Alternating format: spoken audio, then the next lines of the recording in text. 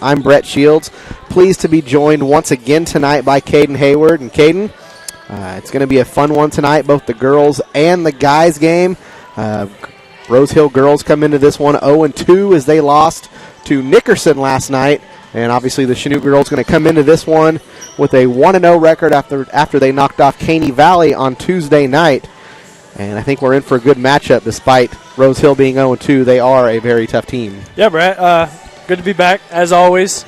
Coming off big win. Get that first one out of the way, off your back, as they say. For Chanute, getting the win against Caney. So excited to see what we get tonight.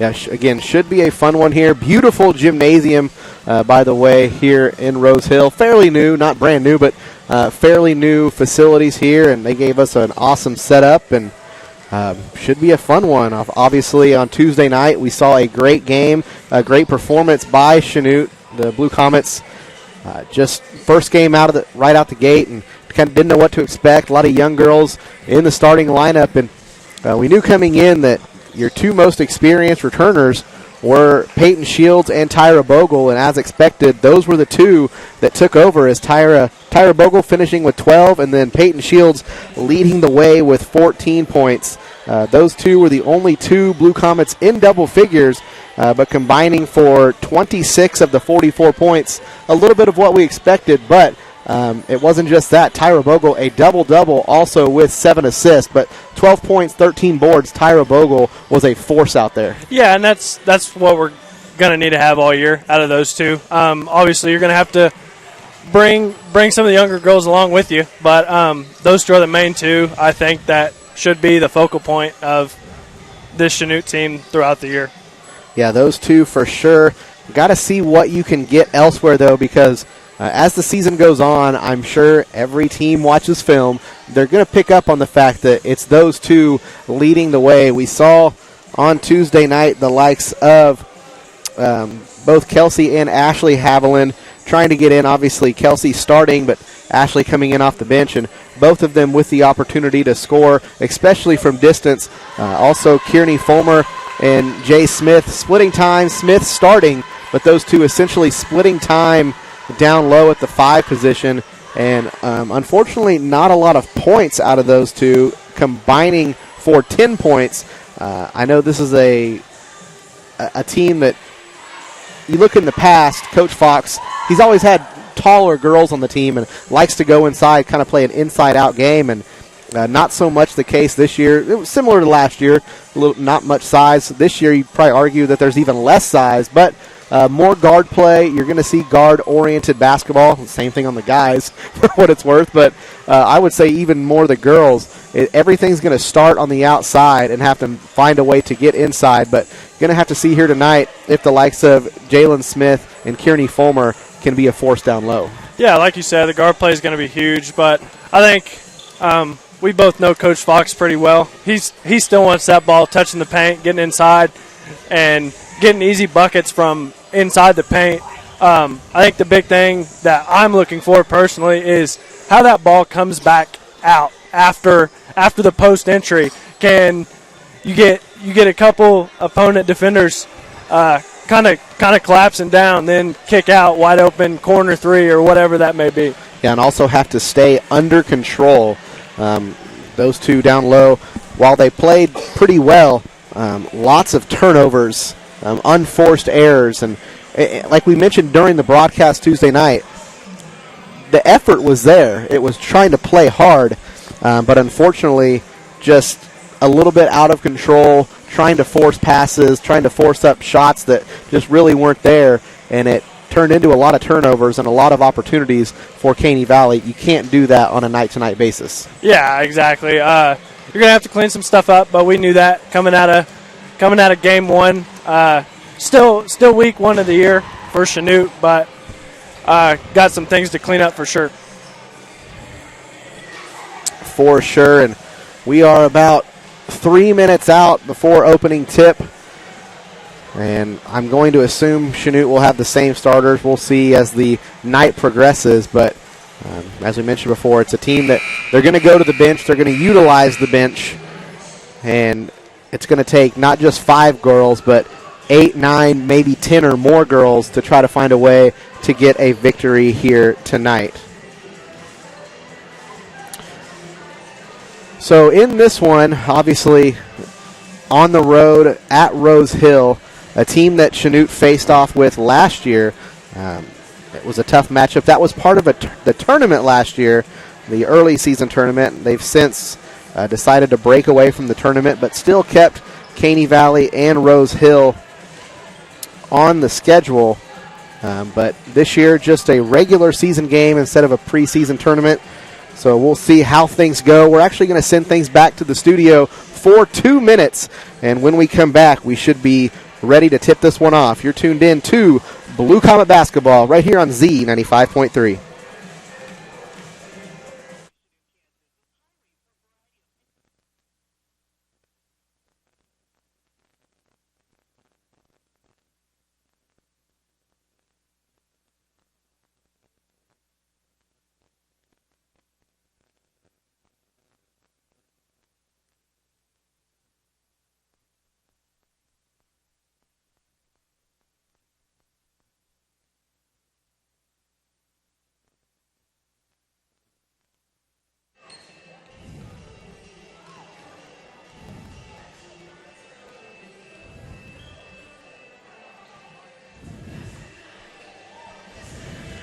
Can you hear me?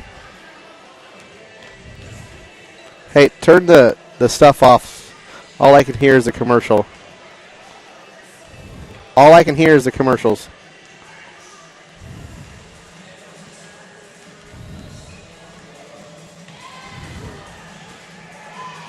All right.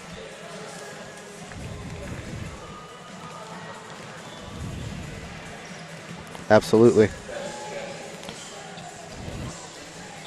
All right, well, I guess play back the commercials and we will try our best with this tonight.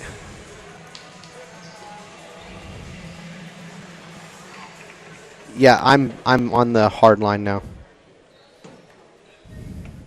Okay.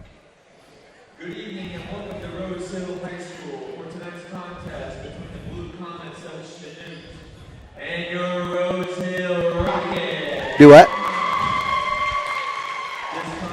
I can take it whatever now. Kansas State High School Activities Association and member schools. We ask all players, coaches, and spectators to practice good sportsmanship. Let's meet tonight's starters. First from Chanute, a 5'4" sophomore, number 4, Peyton Shields. And for your Rockets, a 5'9" sophomore, number 10,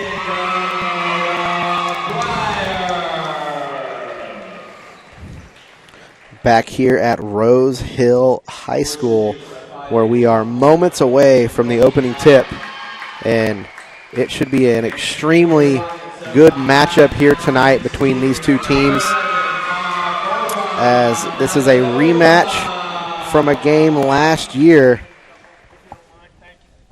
In that game last year, Chanute came away with a 44-38 victory. So a 6-point win. That game was in Chanute last year, obviously here on the road. We'll see if the Lady Comets can duplicate that win from last year and see if they can get off to a 2-0 start here in this one. Caden is working on getting the starting lineups. I believe he has those for us, and he's ready to go. Yeah, for Chanute, we've got Shields, Kelsey Haviland, LaForge, Bogle, and Smith. And then for Rose Hill, we've got Breyer, Davidova, Struble, Kaiser, and Lee.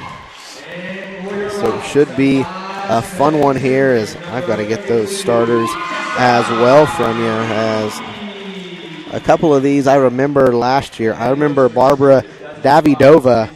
She was a stud last year. She was kind of the main point of offense for Rose Hill last year, so going to have to find a way to slow her down a little bit, but we know this is a Chanute team. It's not all offense, it's not all defense, although with the amount of athleticism they have, I would expect a strong defensive performance, maybe a lot of press, although, again, we didn't see a whole lot of that Tuesday night. Wonder if they were just trying to stay fresh here early in the season, but I feel like that'll be a good way to try to come away with a victory here tonight, is force pressure against this Rose Hill team. Yeah, and then we saw a little bit of that the other night, but not full-on team pressure. We Not had as much as I expected. I'll tell exactly. You that. We had a lot of Peyton Shields kind of manning up the ball handler for Caney Valley, and kind of wrecked some havoc. So we'll see how it goes tonight. All right. Well, both teams are at center court, and again, I'll probably harp on this all year long because, well, they gave me a headset. Opening tip is back after last year, and I love it. So opening tip controlled by Chanute. LaForge wins the tip-off, goes into the hands of Peyton Shields. She gives off to Bogle. Bogle dribbling to the right side, and feet get tangled up. Now Bogle has to do something with it. Nearly throws it away, but Peyton Shields there to get it. Shields kicks to the corner to Bogle. Bogle kicks it inside. Wide open, Haviland. And great finish there by Haviland at the bucket. Kelsey Haviland getting her first two of the night. Blue Comets go up 2-0. And on another big assist by Tyra Bogle. Yeah, Tyra Bogle having 7 assists on Tuesday night, adding one more in the first 30 seconds of this one. Rosehill with it on the other end. Scoop shot doesn't go. Good defense. And Smith gets the rebound and trying to fight for positioning. Looks like her toe just hit the inbound line, so it will be Rosehill basketball. Davidova to throw it in. Gets it in to Breyer. 3-point shot put up top of the key. That was Jessa Lee. And went off the front of the iron, then nearly bounced in, but harmlessly falls to the ground and out of bounds. Possession will stay with Rosehill. Inbound goes up top. Now to Lee in the corner. Lee going to dribble it back up top. Zone defense by Chanute. Shields up top. Rotating between players. Davidova drives inside. Kiss off the glass. Goes. And she ties it up at 2 apiece. A minute 10 into this one. Bogle with it now for Chanute. Gives off to Haviland in the corner. Up to LaForge up top. Shields thought about the three. Now drives. Puts up the shot. Hard off the glass. Won't go. Rebound by Breyer for Rosehill. Rosehill now with it. Lee up top. Gives into the corner to Davidova. Guarded by LaForge. Ball goes back up top. Now to Lee again. Davidova going to take the 3-point shot this time. That one's missed. And good rebound there by LaForge. Shields tried the full court pass and just not quite enough on it. Goes back to Rosehill. And great job there. Peyton Shields forcing the jump ball situation after the turnover on the last possession. Peyton Shields so good getting her hands on the ball and not committing a foul. She does that so good. 3 substitutions come in for Chanute. Fulmer, Ashley Haviland, and Preston Keating all check in. Another jump ball possession will go to Chanute this time.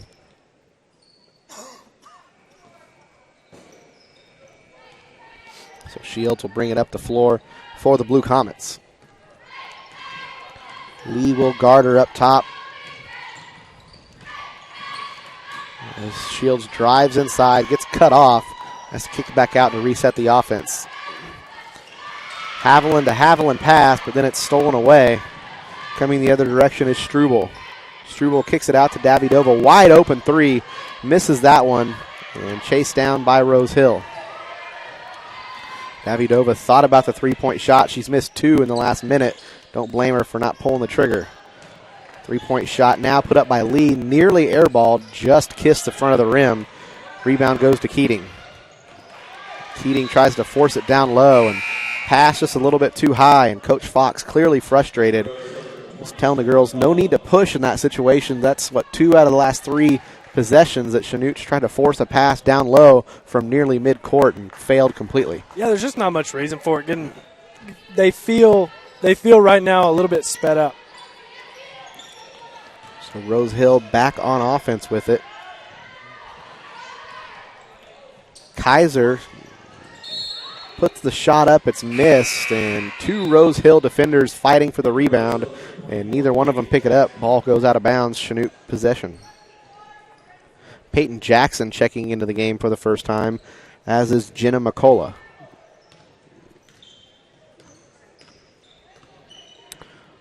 So Shields with it. Left-hand dribble gives off to Haviland. Now to Fulmer up top. Fulmer to Keating on the right side. Keating now hands off to Shields. Weave offense trying to be run by Chanute. Rose Hill doing a good job defending it. Shields going to try to drive inside now. Spins, tries to kick it out to Haviland. Ball gets batted down and out of bounds. Possession will stay with Chanute. So Blue Comets look to inbound under the basket. It'll be, I guess, kind of more in the corner. It'll be Shields inbounding. Shields looking for something to open up down low. Gets it into Fulmer. Fulmer throws up a prayer. Won't go. And Rose Hill comes down with the rebound. Well, McCullough with it. Gives off to Struble. Now to Lee on the left side. And he kicks it back up top. No swinging around now inside. That's Jackson. Jackson drives inside. Gives off to Lee. Lee's shot won't go. Went all the way around the rim. And now a follow-up won't go. Third time, not the charm. And rebound will go to Haviland. Lots of contact. Still more contact. Finally a foul called. And foul will be called on Barbara Davidova of Rose Hill. Possession will stay with Chanute.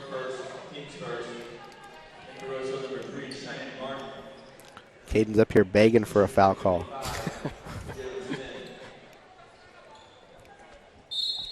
So Keating to inbound. She'll look to get it into Bogle. Bogle going to run the point now. Nearly loses her dribble. Well, gives off to LaForge. Haviland with it up top now. She drives. Wide open lane. Oh, can't get the shot to go.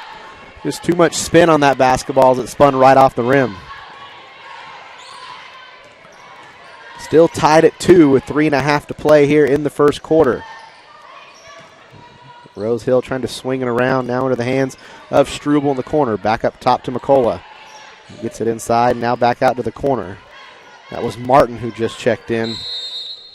And going to get a 3-second violation on Rose Hill. So both teams scored, I believe, on their first offensive possession of the game. And since then, a whole lot of nothing. Bogle going to bring it up the floor. He's guarded by Kaiser. Excuse me, that was Lee. Smith on the inside. She spins, and good move, but not a great shot as that one missed everything except the glass. Ball nearly thrown away by Rose Hill. And now to a cutting McCullough. Her shot goes up and misses.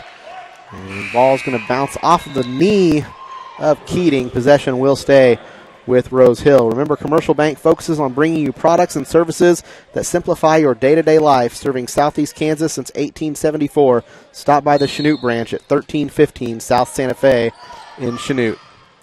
Inbound goes to Breyer, now going to swing it around into the corner to Martin. Martin gets it inside, nearly a travel. Yep, they'll get the call now.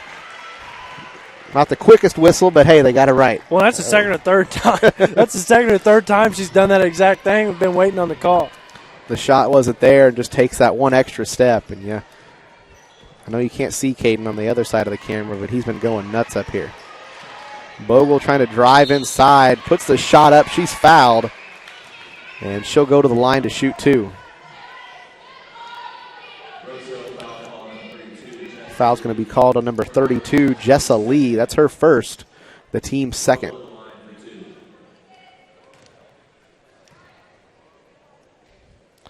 Bogle's first free throw up and missed, and free throws were a little bit of a problem Tuesday night, but in a weird twist of events, free throws are also what sealed the game late for Chanute. For both the guys and the girls. Yeah. Well, Bogle's second shot, this one up and in. Yeah, Tuesday night, overall a poor shooting night, but in the fourth quarter when it mattered, hit the shots they needed to make. And Chanute goes up 3-2, 2:15 to play in the first quarter. Lee with it. It's tipped by Haviland. And it was tipped again up top by Keating. Rose Hill still possesses. McCullough with it, now stolen away by Keating. And Keating smartly going to slow down And she gives it off to Smith. Smith trying to force her way inside, has the lane, puts up the shot, and gets that one to kiss off the glass. The layup goes, puts Chanute up 5-2, just under 2 minutes to play now. Rose Hill with it, swinging it around, trying to find something to open up. Chanute doing a good job on that zone defense. Great job by Bogle stepping into the passing lane to tip that one away. Great anticipation there by Tyra Bogle. Picks up her dribble, passes to a wide open Keating. Keating three-point shot won't go. And it looked good from this angle. It looked perfect, but just hard off the rim. Rose Hill the other way. Great block. Great block. Madison LaForge says, not in my house. Three-point shot put up by Lee, and Lee ties this one up at 5 apiece as she hits the three-point shot from the left wing. A minute to play here in the first quarter, tied up at 5. Ball stolen away by Lee once again. Bogle going to chase down, but smartly not committing the foul and just gives up the layup. 7-2, Rose Hill on top. 49 seconds to play in the first. Bogle going to bring it up the floor once again. And miscommunication there. Ball somehow ends up into the hands of Keating. Smith going to back her way down to the basket. Puts the layup up, won't go. Rebound goes to Rose Hill. And we'll see if they hold for the last shot as there's 27 seconds to play here in the quarter. Got it inside, had a look, and then decided to kick it back out. Lee drives, shot goes up. And it looks good. Man, Rose Hill, looked like their offense couldn't do anything for about 5 minutes, and 3 straight possessions have been able to score. Well, and it's been the Lee show for those last 3 possessions. At Jessa Lee.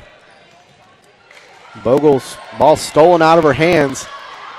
And clock going to run down and hit 0 as Chanute was trying to hold for the last shot, but Bogle couldn't hold on to it, but got away from Rose Hill as well. So after 1, Rose Hill leading 9-5. We're going to send it back to the studio for 30 seconds. You're tuned into Blue Comet Basketball right here on Z95.3.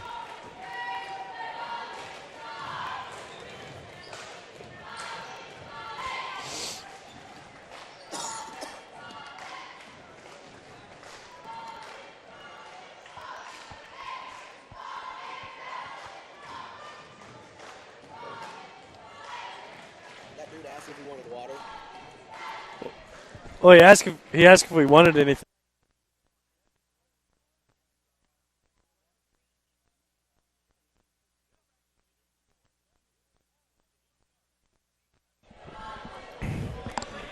Back here at Rose Hill High School, where the Chanute Lady Blue Comets trail 9-5 after 1 quarter of play, and it's been, I won't say all Jessa Lee, but it's been all Jessa Lee for the last minute and a half or so for Rose Hill. She kind of took over the end of that first quarter, and what looked like was going to be a 5-2 lead for Chanute turned into a 9-5 deficit over the final 90 seconds. It was it's kind of an ugly first quarter, I guess we could say. Lots of turnovers, lots of missed open shots for both sides. Yeah, both teams for sure. Rose Hill will start with possession of the basketball. Davidova with it, going to get it inside this time to Kaiser. Kaiser kicks it back out to Davidova. Now back to Kaiser. Kaiser puts up the shot, won't go, and that ball's batted out of bounds. Looked like Kaiser tipped it out. Possession will go back to Chanute.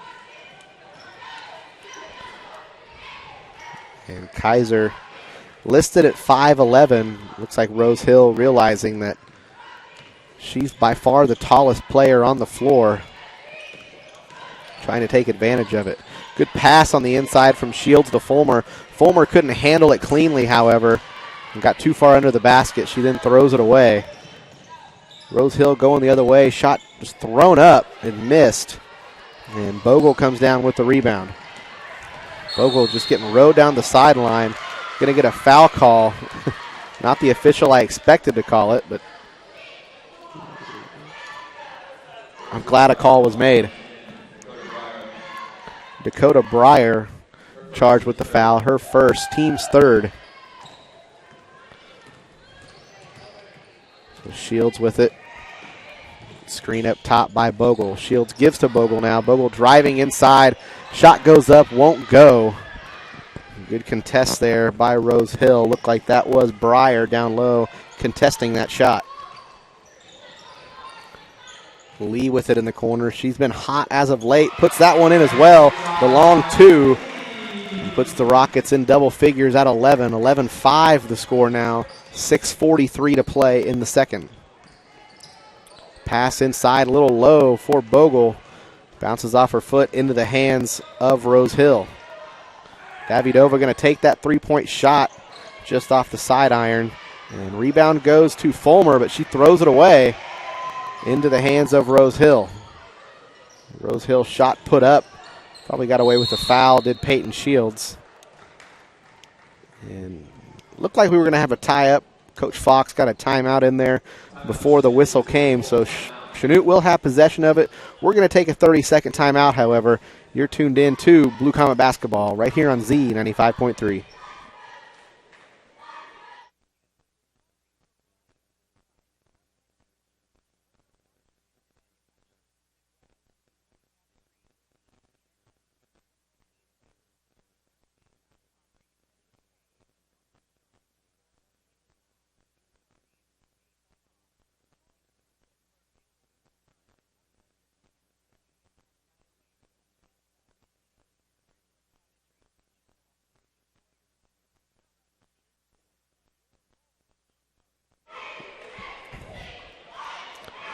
Back here at Rose Hill High School, still in the timeout, as Coach Fox wanted a full minute to talk about it, as just trying to get his team to relax, play a little smarter, as had a lot of lazy passes, ball just getting thrown away, and unforced turnovers. And not to give credit to Rose Hill, Rose Hill's played well here, especially the last, I'd say, 3 minutes, the last minute and a half of the first and the first minute and a half of the second quarter, but Chanute's got to find a way to attack this Rose Hill team and get some points up on the board.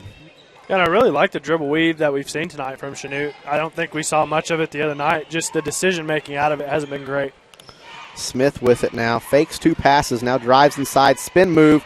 Shot up. Won't go. And rebound goes to Rose Hill. So another one-shot trip for Chanute. And that one thrown away by Rose Hill. So Chanute will get another possession.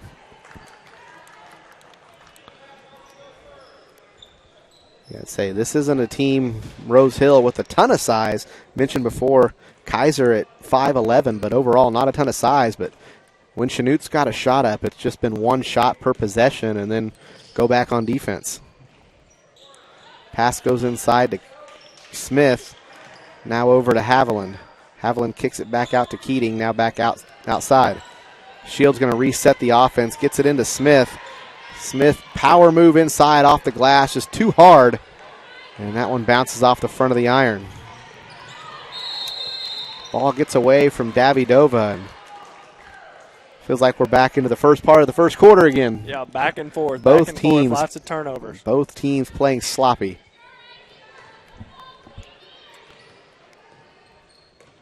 So Shields with it. Spins, gives it over to Haviland.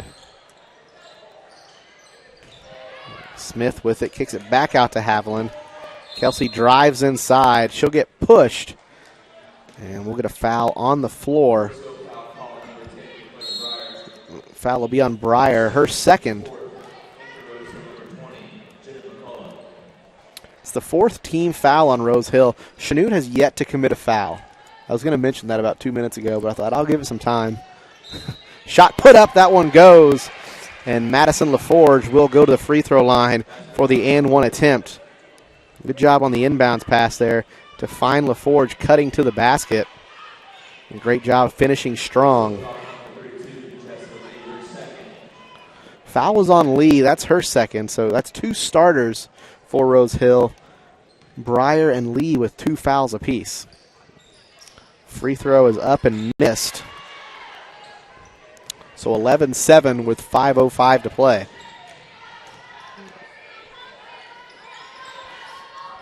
Lee with it in the corner. Wide open three-point shot. She'll airball that one.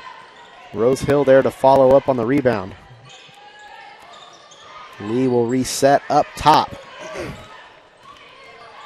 Goes to the left side. Good defense that time in the corner. Cutting off a three-point shot. Now inside to Kaiser. Kaiser gets some help, gives it off That was McCullough. Ball was poked away by Smith. And Smith going to earn a well-deserved break after that good defense.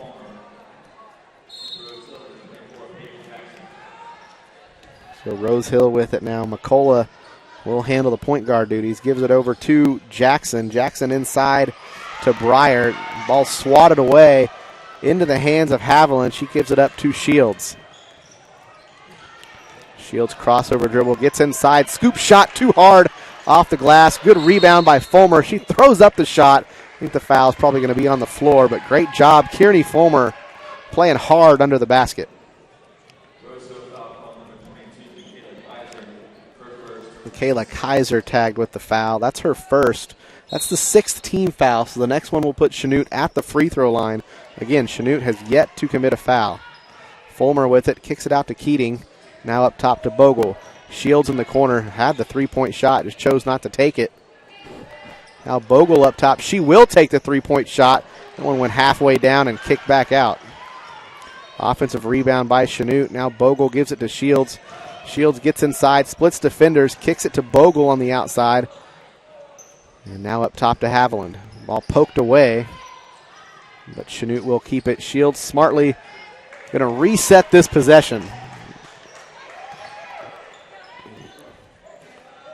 Swing it to the right side now. Bogle smacked in the face. We'll get a tie-up.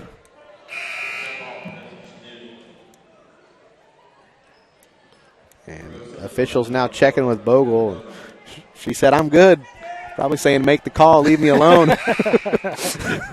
I'd be great shooting the front end of a one-and-run right about now.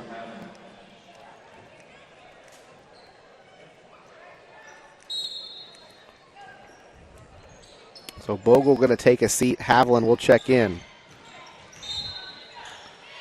And Haviland going to get pushed on the sideline. So Kelsey Haviland will go to the free throw line for a one-and-one opportunity. I got it right. Haviland's getting better. Front end of the one-and-one is good. Everybody took off. You get a second one when you make the front end.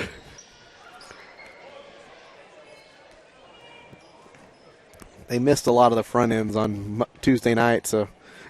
Just turn and run. Yeah, it's just habit. Misses the second one. Rebound will go to Rose Hill. It's dangerously close to being out of bounds, but Rose Hill will keep possession. So Chanute cuts it to one possession, 11-8 now as they trail by 3. 3:10 to play. Shot put up, that's missed. Offensive rebound for Rose Hill, though. Davidova with it up top. Crossover dribble, tries to get inside. Bounce pass, cut off by Haviland. She has to throw it away. Everybody was taken off down the floor. And now a look to be a wide open shot. Great defense there. Kelsey Haviland making things happen on this play on the defensive end. And Chanute will come up with it. Peyton Shields just going to pull up from 3 and misses that 3.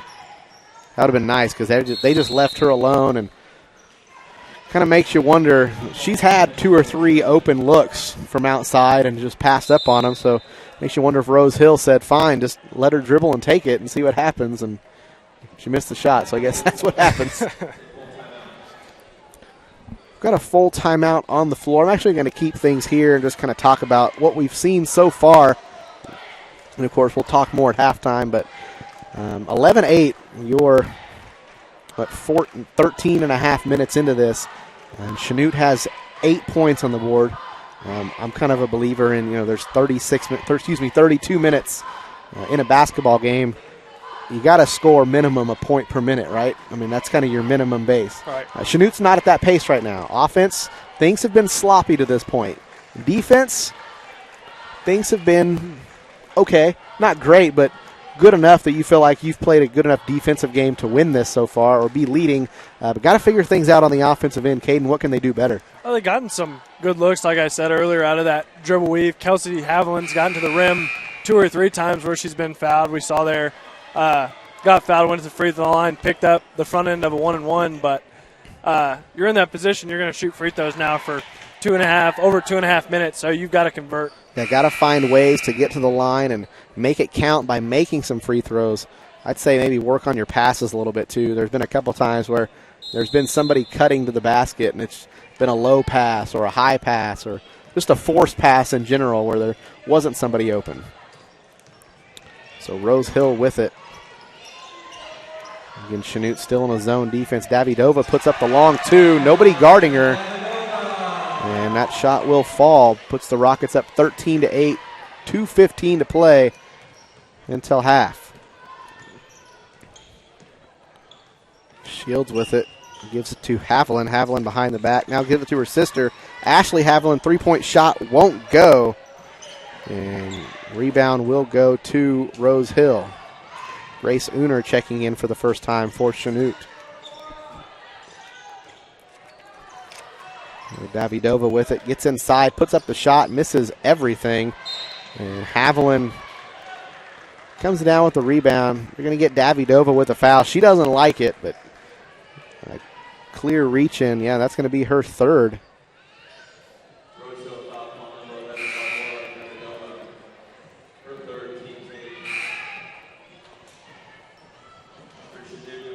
So Davidova going to have a seat.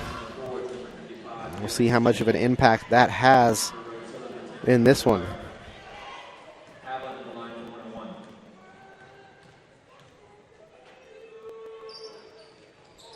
Free throw put up and missed. However, Smith comes away with the rebound. She tries to kick it out to Haviland, who saves it, but into the hands of the Rockets.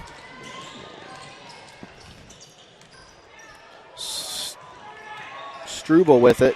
Up top to McCullough. We got a tie-up. Possession will go to Chanute. So good job by Peyton Shields to get her hands in there and force that turnover.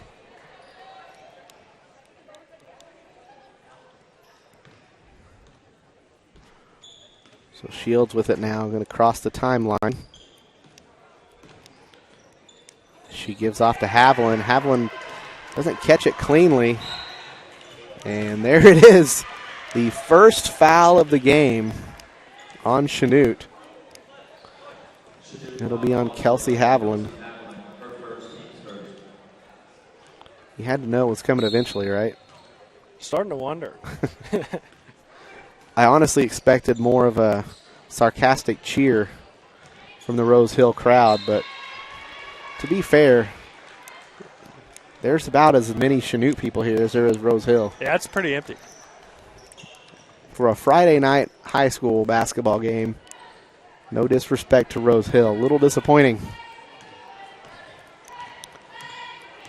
So Chanute with the basketball again, trailing by 5. 1 minute to play in the first half. Haviland with it, spins, gets inside. Nice drive by Kelsey Haviland as she gets that one to fall.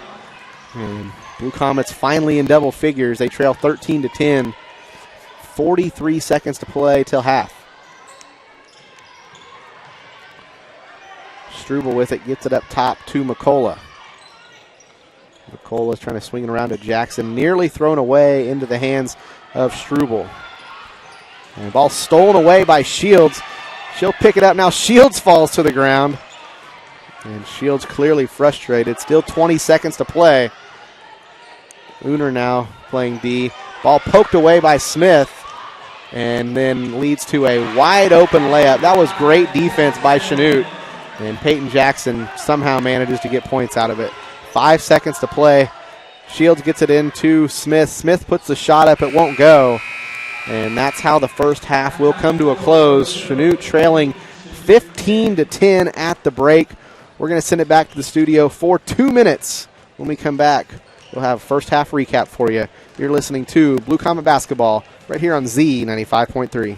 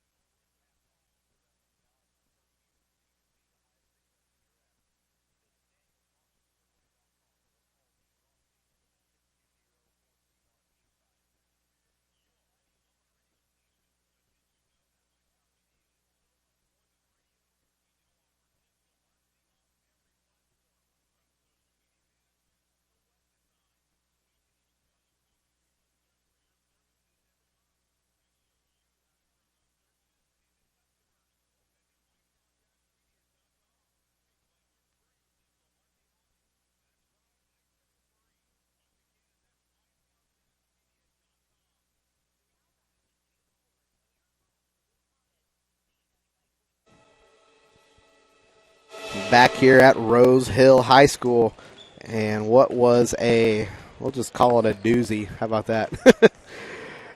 A very underwhelming first half of play from really both teams, but Rose Hill on top 15-10 here in this one, and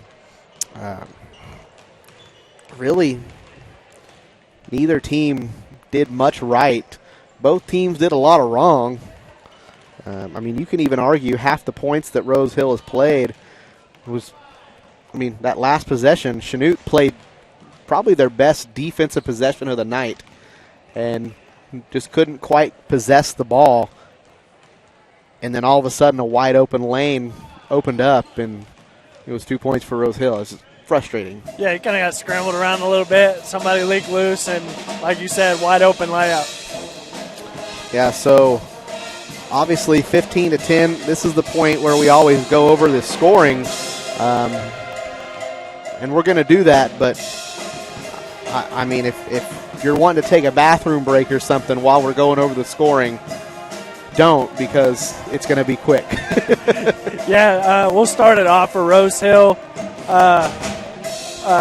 for Davidova, 9 for Lee, and 2 for Jackson. That's it. And then jumping over to Chanute, 5 for Kelsey Haviland, 2 for LaForge, 1 for Bogle, and 2 for Smith. And if we go back to what we've said in the last 2 pre-games, Peyton Shields and Tyra Bogle have to be somewhat of a focal point for this offense, I think, for this team to be successful. And Tyra Bogle has 1, and Peyton Shields yet to score. Yeah, so going back to Tuesday night, Bogle and Shields combined for 59% of Chanute's points. So far tonight, they've combined for 10%, and it's 1 point by Bogle, 1 of the 10. Peyton Shields yet to score, which that was something we saw a lot last year, where she'd have games where she'd score 15, 16, 17 points, and then she'd go like back-to-back games scoreless, and then she'd score 13, and then she'd go scoreless, then she'd score 19, and then she'd have like 3 scoreless games. That was cool when you had a Corey Babcock and a Bree Wagner and all those other girls scoring. She's kind of the offense now, or at least one of the top key performers on offense, and need to get her in the scoring column. And when she has a scoreless half, things probably aren't going to be going well for Chanute. And as you can see here in this one, after the first half, Chanute trailing 15-10. Obviously, the guys out here warming up now. That'll be a fun matchup in the nightcap, as the guys, Rose Hill guys, ranked 4th in the state.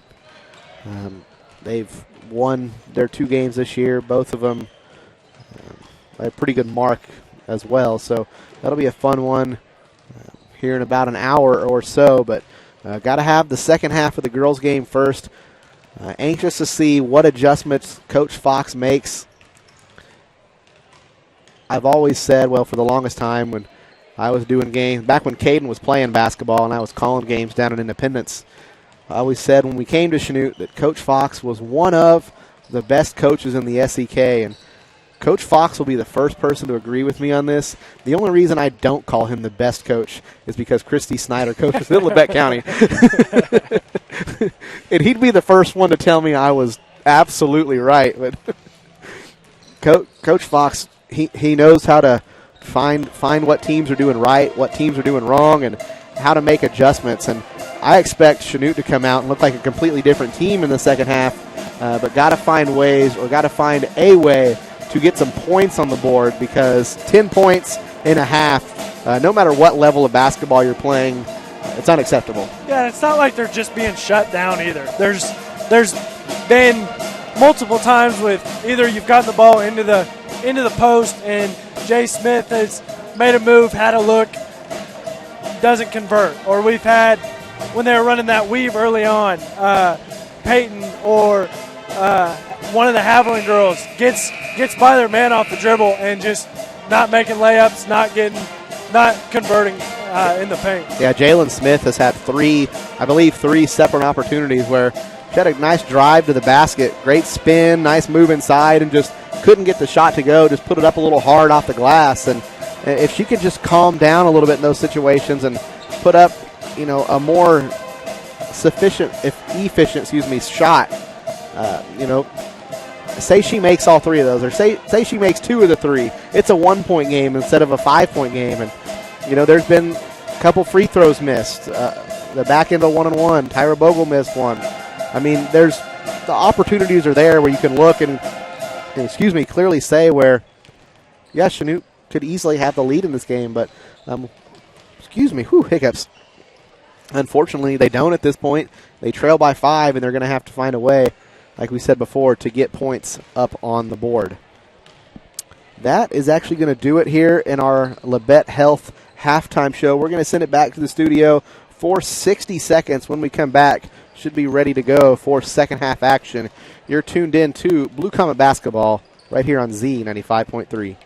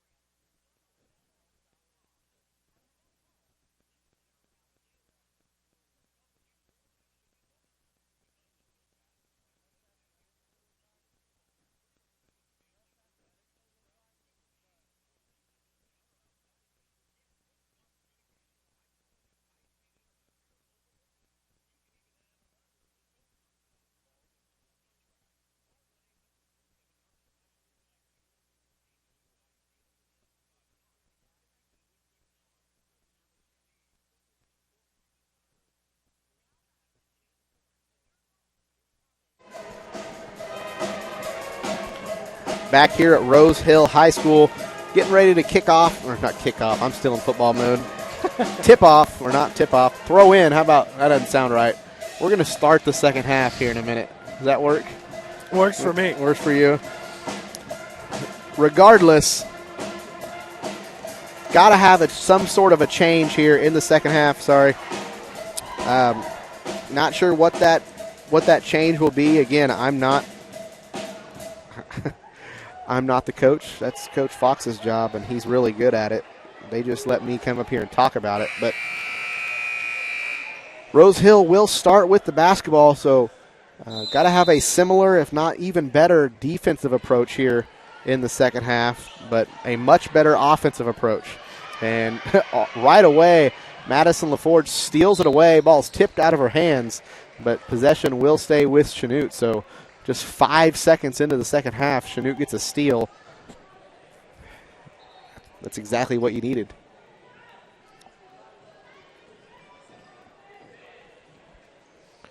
So Peyton Shields will inbound. Look inside, kicks it out to Haviland. Kelsey Haviland puts up the three-point shot. It's long. Offensive rebound for Chanute by LaForge. Gives it off to Bogle. Bogle going to reset. Gives it to Shields. Shields takes one dribble inside the line. That shot won't fall either. A couple good looks for Chanute, but can't get a bucket. Coming the other way is McCullough. She dribbles into the corner. Now she'll kick it back out. Davidova starting the second half on the bench for Rose Hill as she has those 3 fouls. Ball stolen away by Peyton Shields, so 2 Rose Hill possessions, 2 Chanute steals. Ball into the corner to LaForge, now inside to Smith. Smith kicks it out to Bogle, nearly thrown away. Bogle able to bring it in. Drives baseline, kicks it into the corner to Haviland. Haviland fakes, drives inside, puts up the shot. That won't go. And ball going to stay with Chanute. Looks like Smith might have got in there and knocked that one out, but we have a horrible angle, is what I'm going to say anyway. So Shields to inbound once again. Shields looking for something to open up. Bogle in the corner. Now driving baseline, nothing there. Loses possession of the basketball. Wanted to make the pass, it wasn't there, and just tried to wrap around, but just out of her grasp. Ball nearly stolen away again. Now it is stolen away. And then nearly a travel by LaForge into the hands of Jay Smith. Smith going to drive inside, spins, puts up the shot. This one does go, proving to everyone in the gym that there is not a lid on that bucket. Cuts it down to a one-possession game, 15-12 with 6:24 to play. Rose Hill wants a timeout. We'll take the 30 seconds with them. You're tuned in to Blue Comet Basketball right here on Z95.3.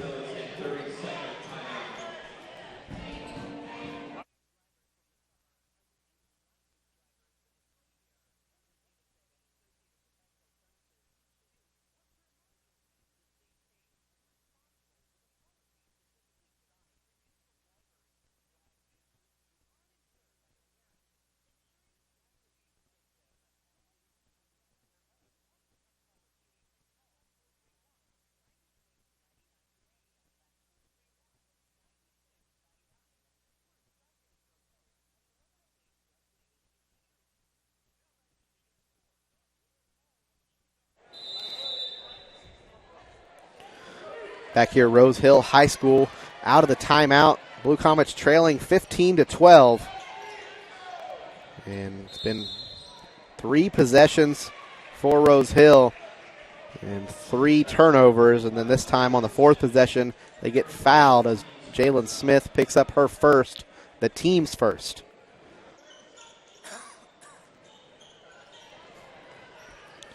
So inbound now in the hands of Lee. And ball swatted down once again and nearly thrown away. Peyton Shields trying to get a hand in there. And yeah, it could have been an offensive foul on Martin. We both had a pretty good look at it. And finally going to get a traveling call. So 4 possessions now and 4 turnovers. Substitutions for the Blue Comets. Ashley Haviland, Kearney Fulmer, and Preston Keating checking in.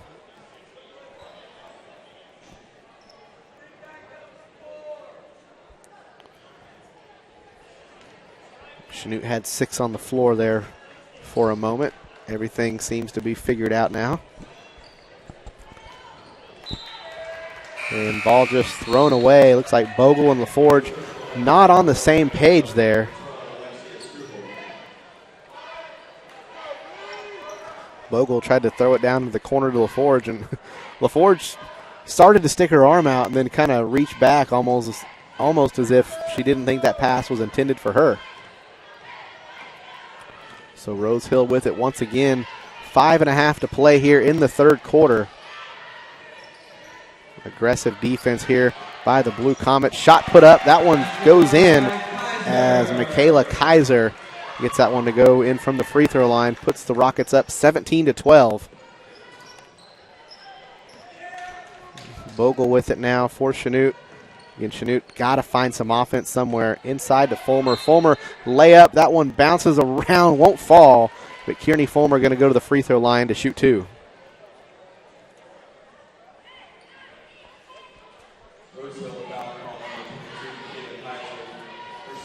So Kaiser picks up the foul, her second. First free throw attempt for Fulmer, up and misses everything. Peyton Shields going to check in. Tyra Bogle will check out.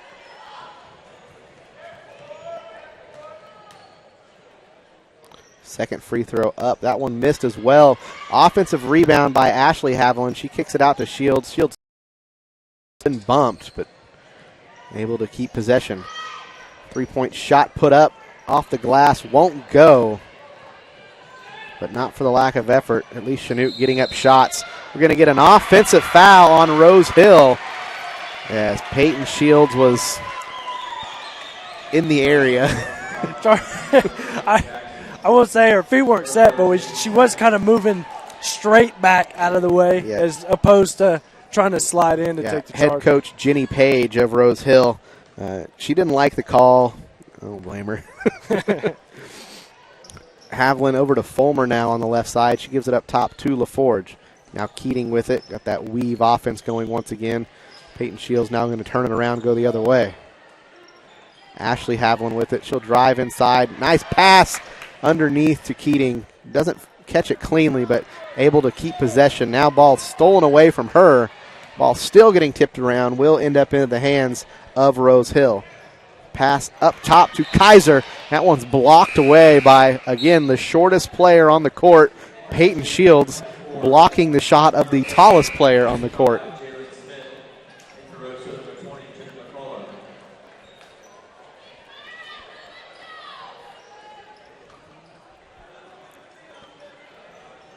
So inbound goes to Lee. Lee was unstoppable for about a 4-minute stretch at the end of the first quarter, beginning of the second quarter, but hasn't done much since. Fulmer layup won't go. Gets her own rebound, kicks it out to Bogle. Bogle three-point shot. Boom! That one goes. A three-point shot finally falls for the Lady Comets, and they trail by 2, 17-15, 3:50 to go. Rose Hill nearly throws it away. Tell you what, as frustrated as Rose Hill is right now, you think they're trailing by 20 right now.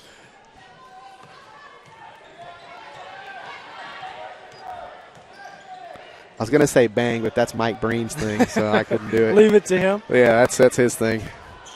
Ball is thrown away this time, and Chanute will take over. And Rose Hill wants to take another timeout. Don't blame them, as they need to just completely calm down and figure things out on the offensive end themselves. We'll send it back for 30 seconds. You're listening to Blue Comet Basketball right here on Z 95.3.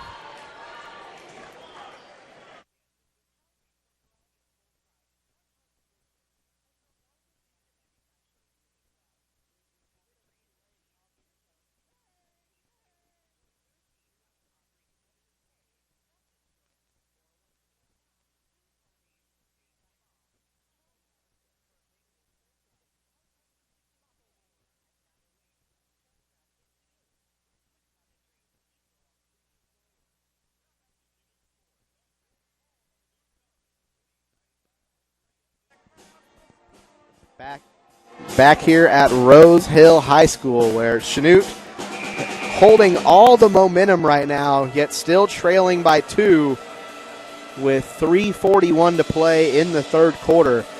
They've managed to cut this 5-point halftime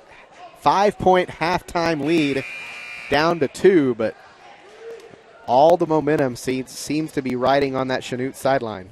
It's been active hands, I think, this half for Chanute. They'd run. Started against Katy the other night, ran a little bit of that 2-3, and then started tonight in it, and have gone back to Coach Fox's kind of staple in that 1-3-1. Yeah, that 1-3-1 that always has the tallest girl up top, and Bogle has to kick it up top, gives it to Ashley Haviland, takes a dribble inside, puts up the shot, it won't go. Rebound there, Smith gets the follow to go, and ties this one up at 17 apiece. 3:17 to play in the third quarter. McCullough with it, gives off to Struble. Struble inside, that's Davidova who's checked in as she didn't start the second half as she's in some foul trouble. She's got 3. Rose Hill struggling to find a way to beat this 1-3-1 zone. Ball swatted down. Davidova went to take the shot, and Bogle swatted it down. Caden, it's okay. You can say it. I don't want to be up here harping. You'll hear me all game. That's all right. 2-point shot, long 2-point shot put up. He's missed. Rebound goes to Smith. Chanute an opportunity to take the lead for the first time since it was 5-2, as they tied it at 5-5. Pass inside and shot missed by Haviland. And Smith steals it away and then right back into the hands of Rose Hill.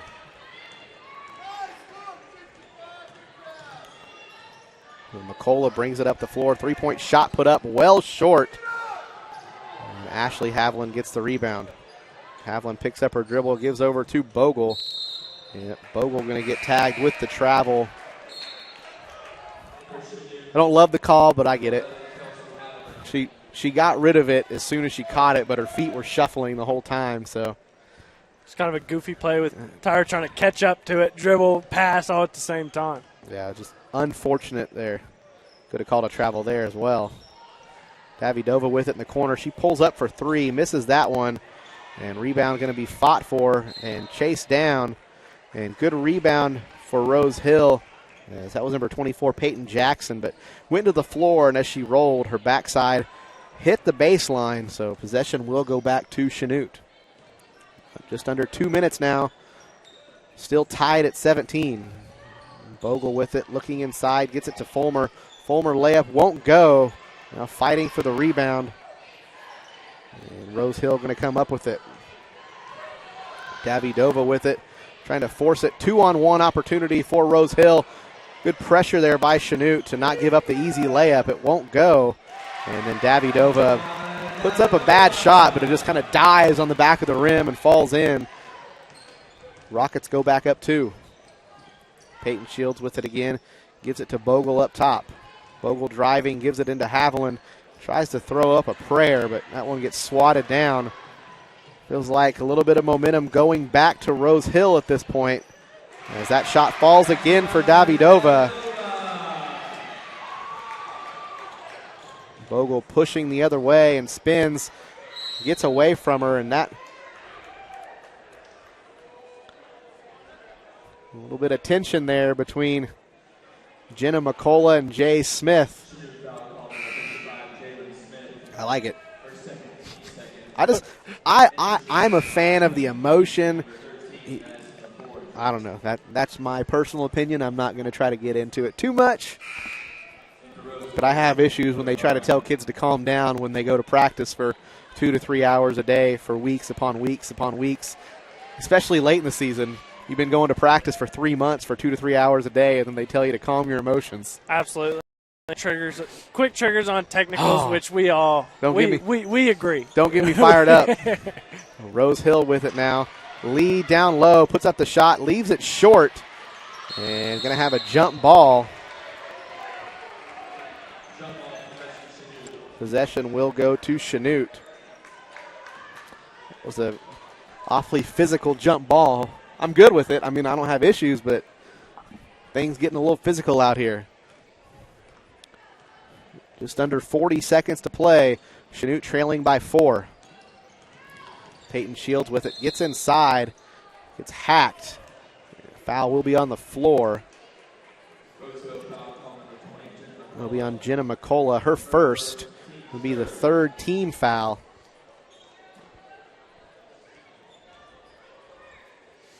Shields going to look to inbound. Gets it into Smith. Smith fouled. Shot won't go, but Jalen Smith going to go to the free throw line to shoot 2. Fouls charged, number 24, Peyton Jackson. Her second, team's 4th.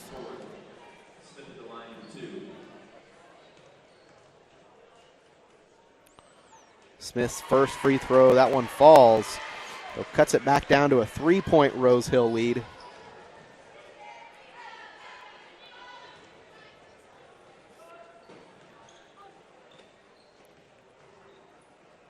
Smith's second free throw up. A little long on that one, and Rose Hill will chase it down. Rose Hill quickly the other way, and ball on the floor. Great hands there by Haviland. We'll have another tie-up. Possession will stay with Rose Hill.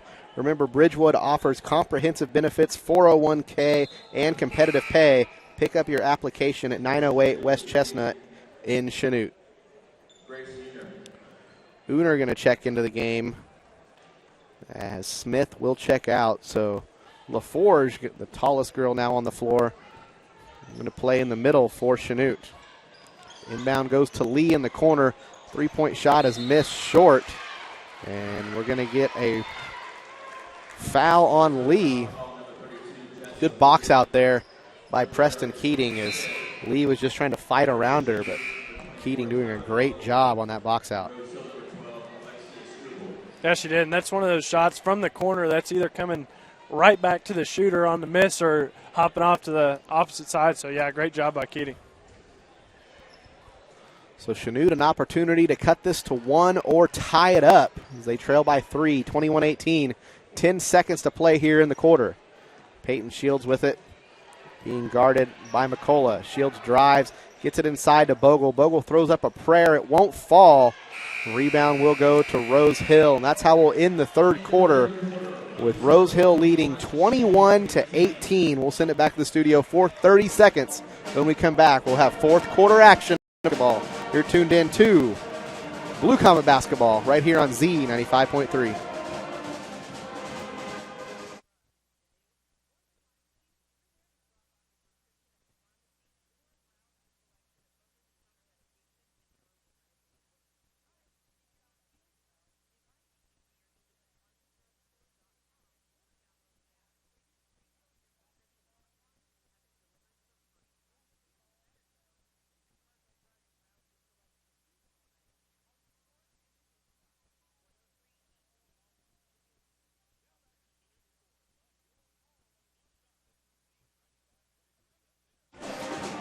Back here at Rose Hill High School. 8 minutes to go here in this one. Lady Blue Comets got to find a way to overcome Rose Hill, as the only time Chanute led was when it was 5-2. And it was tied at 5, and then since then, Chanute was able to come in and tie it up at 18 apiece. But since then, Rose Hill has retaken the lead, and Chanute just can't quite get over that hump. So Chanute will start with the basketball. Smith with it, drives inside, spins, puts up the shot. A lot of contact on the inside, nothing called. And, man, like Bogle got an awful lot of basketball that time. Even right in front of Coach Fox, and Fox immediately looked at the official and had that look on his face, just kind of that, that's the one. And I know that's such a hard call to make, because the difference between a reach and a good tip of the basketball is centimeters, but tough break there. Great job by Bogle anticipating that pass. Just tips it out of the hands, as that was Breyer down low looking to accept that pass. Possession will stay with Rose Hill. Quick 2-point shot put up by Struble. It won't go. Rebound goes to Haviland. Bogle going to bring it up the floor this time. Brings it up the right side. Now crossover dribble. Loses her dribble into the hands of Peyton Shields. Shields just going to let that roll out of bounds so they can reset.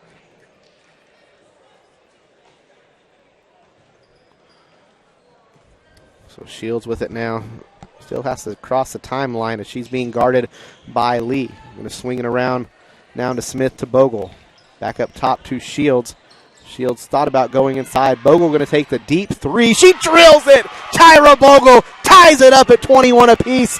Just under 7 to play. Tyra Bogle finding her stroke here in the second half. And Rose Hill quickly retakes the lead, 23-21, as Kaiser lays that one in. Peyton Shields with it. Now to the corner. Now back up top to Bogle. Shields with it now. Hands off to Bogle. Now to Haviland. Haviland thought about the three-point shot. Ball stolen away. And now Rose Hill likely going to have a wide open layup. Shields contest. A great job by Peyton Shields. And I'm going to say contact late. I'm going to say that was on the floor after the shot. Don't see much of that. You don't, but it was the correct call. Oh, I agree. She didn't give her a place to land after, and they made contact. So I was a little surprised there wasn't more of an uproar from Rose Hill. But and essentially a prayer thrown up by Dakota Breyer, but that one falls. There's been some good quality shots that have missed, and then Rose Hill seems like they've made more prayer shots like that tonight. Haviland with it, spins, gets inside, falls to the ground. Man, if she didn't travel, she was fouled. It had to be one or the other. And Haviland tips that one away as Rose Hill finding a little bit of offense. When Davidova's out, their offense completely sputters, so got to find a way to get her to pick up that fourth foul. Bogle going to check out for a few minutes, but I can't imagine it'll be long as there's 5:45 to play, and she's been your best offensive player here in the second half. Lee with it. Now over to Davidova. She's going to take the three-point shot. She drills it, and that's going to give Rose Hill their biggest lead of the game, 28-21. A 7-point lead, 5.5 to go. Chanute's going to take a full timeout. We'll take 60 seconds with them. You're tuned in to Blue Comet Basketball right here on Z 95.3.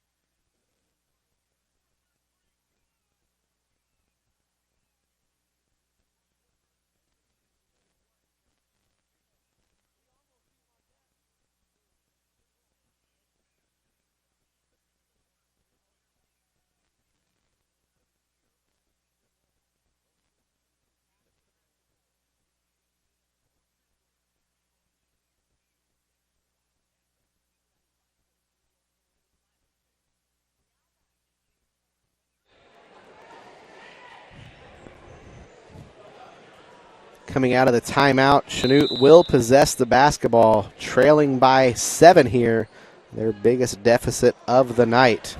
LaForge going to inbound it and immediately throws it away into the hands of Davidova. Davidova just going to pull up and take that three-point shot. Coach Fox probably would have lost his mind if that three-point shot would have gone in, although not happy that the follow went in by Kaiser. So now trailing by 9, Chanute entering desperation mode. Haviland gets inside, kicks it out to Keating. Keating now driving. Scoop shot. That one goes by Preston Keating. Cuts the lead back down to 7. 30-23, 4:50 to play in regulation. Chanute running a zone defense once again. Gets it inside to Kaiser. Shots long. Rebound goes to LaForge. Pass tipped away, and not a smart pass by Peyton Shields that time. And leads to an easy layup for Dakota Breyer.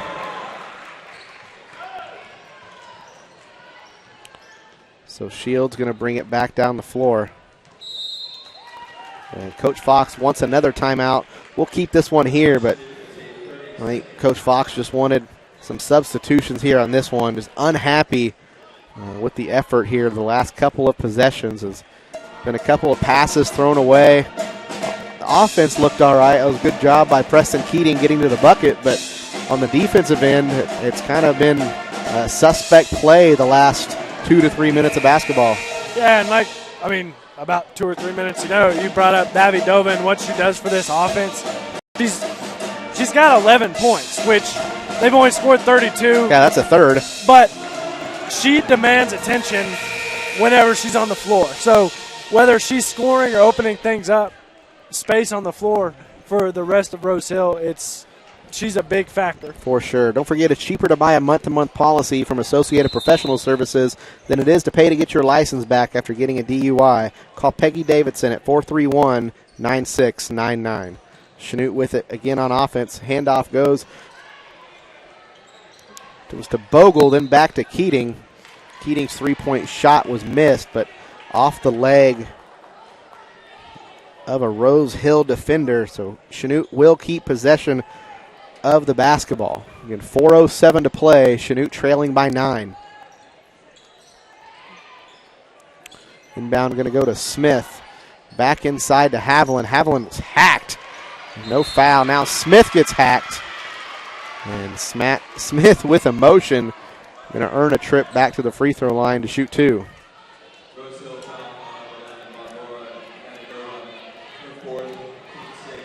More importantly, the foul was on Davidova. Number 4. Smith's first free throw is missed. So the best way to get back in this one is getting to the free throw line, as it'll be 1-1 from here on out, but got to make those free throws. Second attempt for Smith. Misses that one as well. Rebound going to go originally to Smith. I think we're going to get a tie-up before Smith possessed it.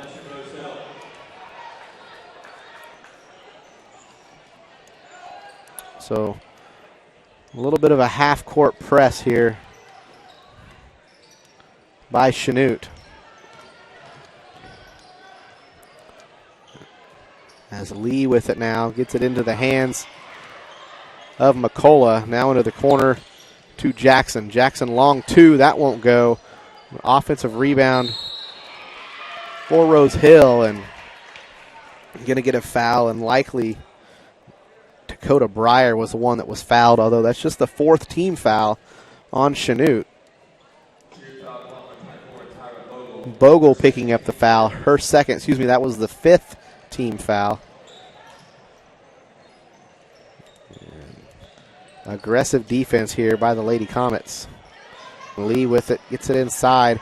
Good defense there by Haviland. And Smith comes over to help. Just a little too physical that time. I believe that's just her second as well. Third on Smith. So I just look at your paper and you've got all that written down, huh? So Lee to inbound in 3.5 to play. Long 2-point shot put up by Rose Hill. It's missed. Offensive rebound by Kaiser. Kaiser pushes as she goes over the back, and that'll be a 1-and-1 situation for Chanute.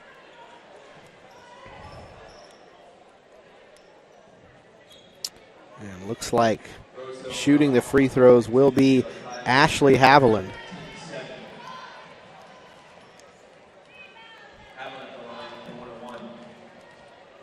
One-and-one opportunity. First free throw is missed. And we're going to get a foul on Chanute on the rebound attempt. That'll be on Smith. That'll be her fourth.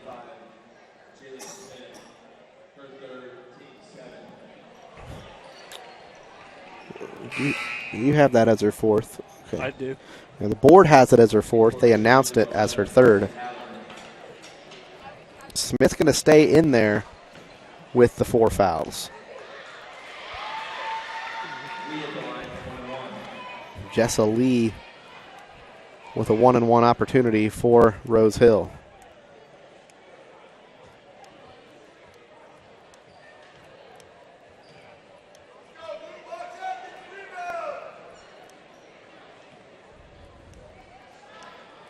A little bit of a discussion there between the officials, I guess.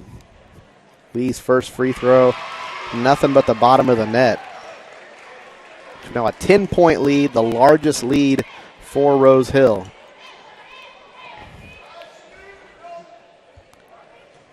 Second free throw now pending. Shots up, and this one goes as well. So now an 11-point lead for Rose Hill, and if you would have tuned in for the first 4 minutes of the third quarter, you would have thought Chanute was blowing out Rose Hill. It's been all Rose Hill here in the fourth. Bogle inside, hands off to Haviland. Haviland to the bucket and gets that one to fall. Looked too easy that time for Chanute. Rose Hill going to come the other way with it. McCullough with it. Trying to avoid dribbling into the double team. She gives it off to Lee. Ball nearly stolen away. Now back up to McCullough. Long 2-point shot. And she drains that one. And all of a sudden, Rose Hill can't miss.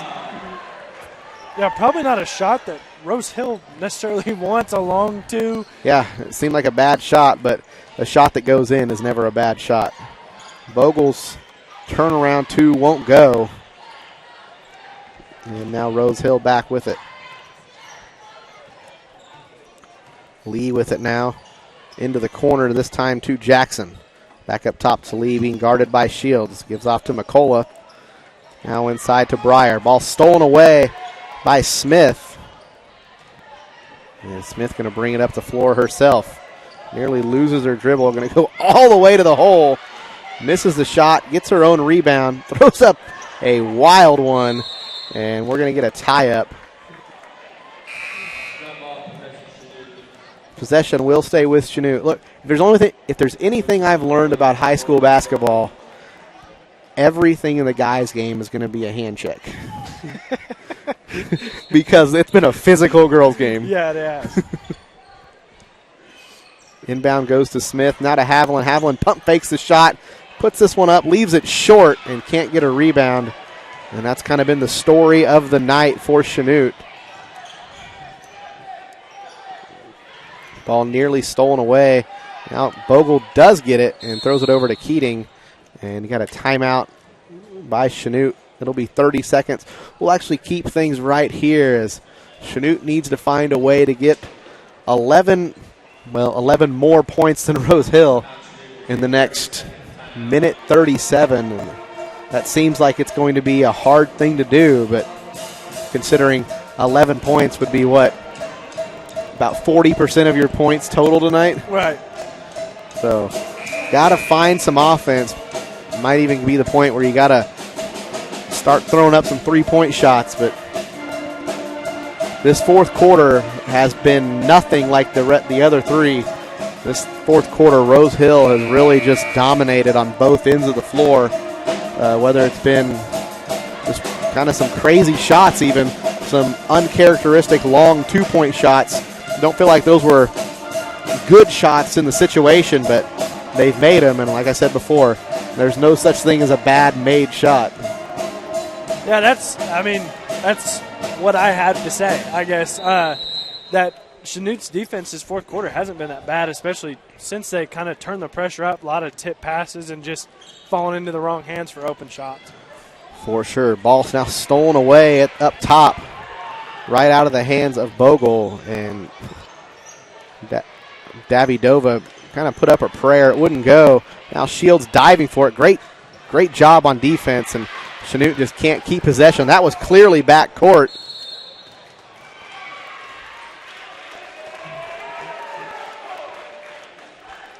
Whew. Preston Keating going to pick up the foul.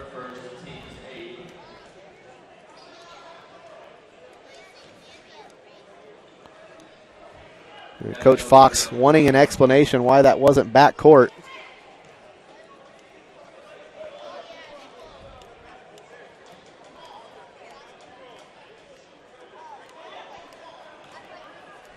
Quite the discussion going on here between the official and Coach Fox, and front end of the 1-and-1 missed. Long shot put up, that's missed, and possession will go to Chanute.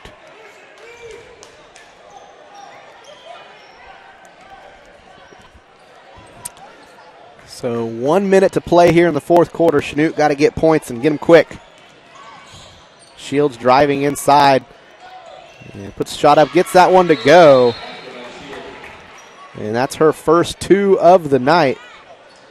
And we're going to have a timeout here by Chanute. Don't forget, Commercial Bank focuses on bringing you products and services that simplify your day-to-day life, serving Southeast Kansas since 1874. Stop by the Chanute branch at 1315 South Santa Fe in Chanute. We're going to send it back to the studio for 30 seconds. When we come back, the final minute. You're tuned in to Chanute Blue Comet Basketball right here on Z95.3.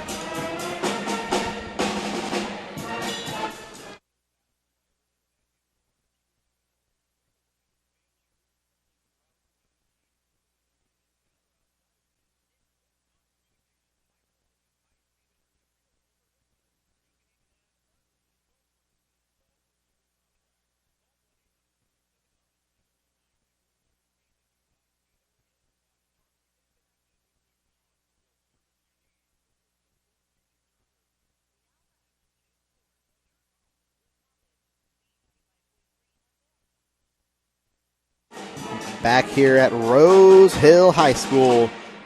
52.2 seconds to play in this one. Rose Hill inbounding baseline. Chanute trailing by 9.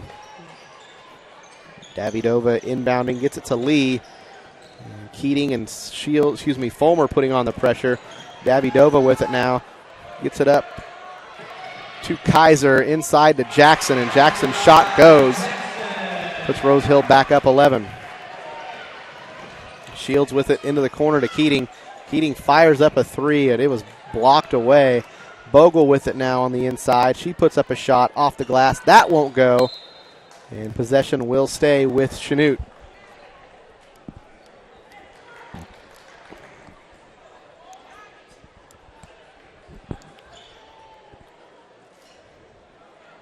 Now they're going to say Rose Hill. They signaled Chanute, correct? Yeah, they did. All right, I'm not the only one. Inbound goes to Lee. Coach Fox working that official on the sideline. And he's had an earful this this late in this fourth quarter. And Bogle going to pick up the foul. That'll send Jenna McCullough to the line. And she'll shoot a 1-and-1.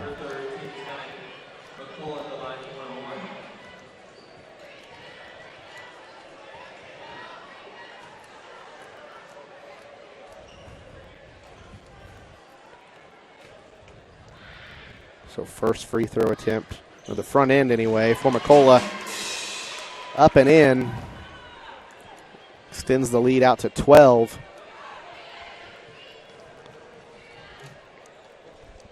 Second free throw for McCullough, as she clearly has a routine on her free throws. Misses the second one. Rebound goes to Bogle.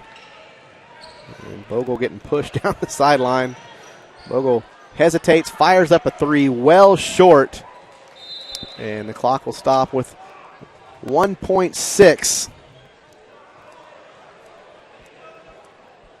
And Coach Fox saying, at least he waved his hand, but going to apply the pressure. But that's all it'll need is just possession of the basketball. Runs off that final second and a half. So with that, Lady Comets will fall to 1-and-1 as they fall here on the road at Rose Hill, 39-27. We'll send it back to the studio for 2 minutes. When we come back, we'll have a post-game show for you. You've been tuned in to Chanute Blue Comet Basketball right here on Z95.3.